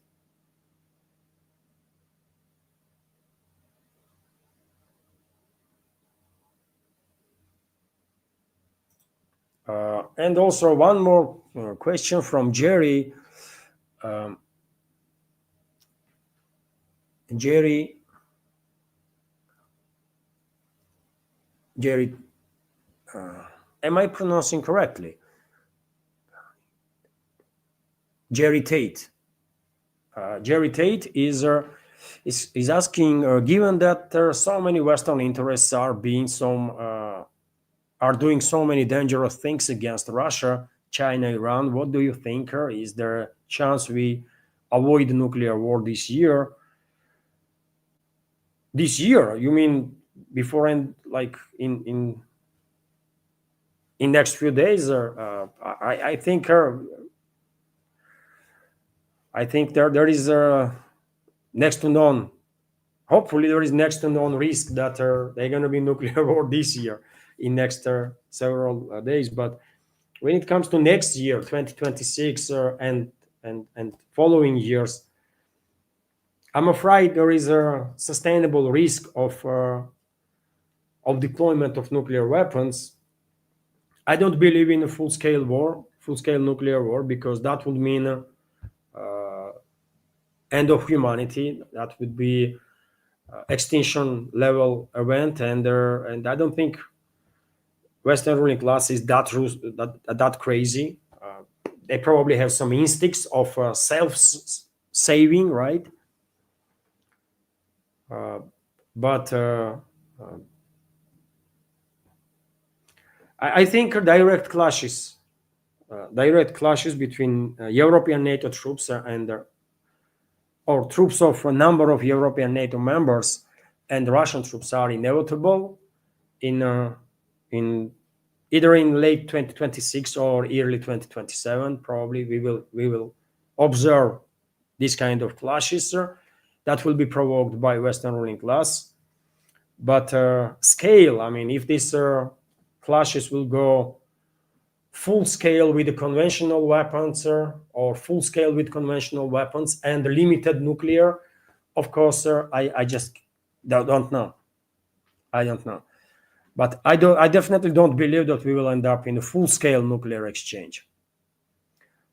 There is also argument that many experts in the field of nuclear weaponry are making, that there is no such a thing as a limited nuclear exchange.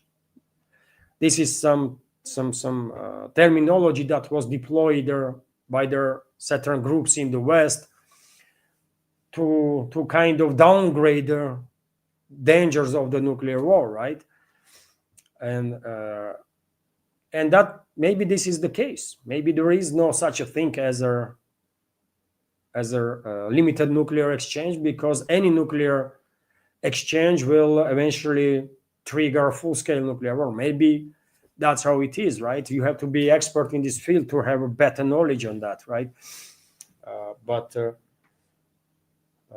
yes, I think direct clashes with conventional weapons between militaries of number of European NATO member states and the Russian militaries is absolutely inevitable at this point, either in 2026, second part of it, or early 2027.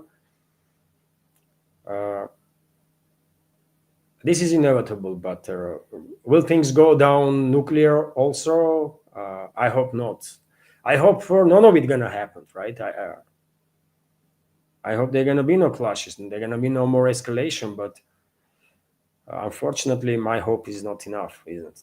And our hope is not enough. I mean, realities on the ground clearly indicate that we are European elites, Western elites are pushing Western world and Russia towards this collision, right? It's just too freaking obvious, unfortunately. So, yeah. But Nevertheless, I don't. Maybe I don't want to believe that there is a risk of full-scale nuclear war. By the way, that could be. I'm a human, isn't it? So maybe I just don't want to think about some stuff. Maybe I just don't want to think about a full-scale nuclear war, and that's why I don't see such uh, a risk. But I don't know. Still, nevertheless, I don't think we're going to end up in a full-scale nuclear war. In a limited confrontation with conventional weapons, yes, most likely. But nukes, I don't know.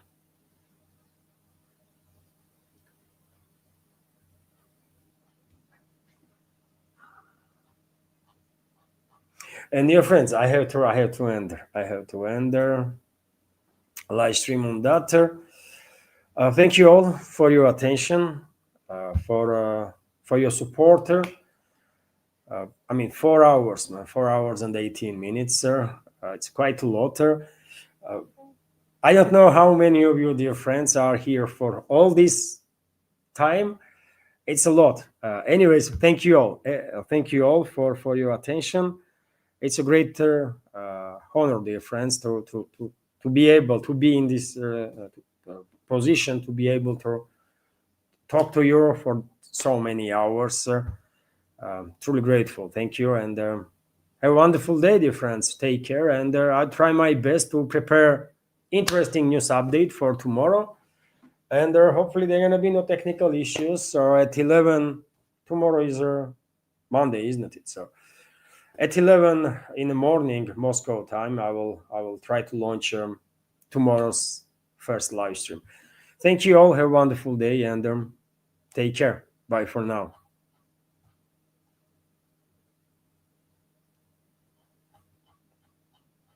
And dear friends, my apologies for if I missed your question, was unable to react, but hopefully all of you uh, like the video.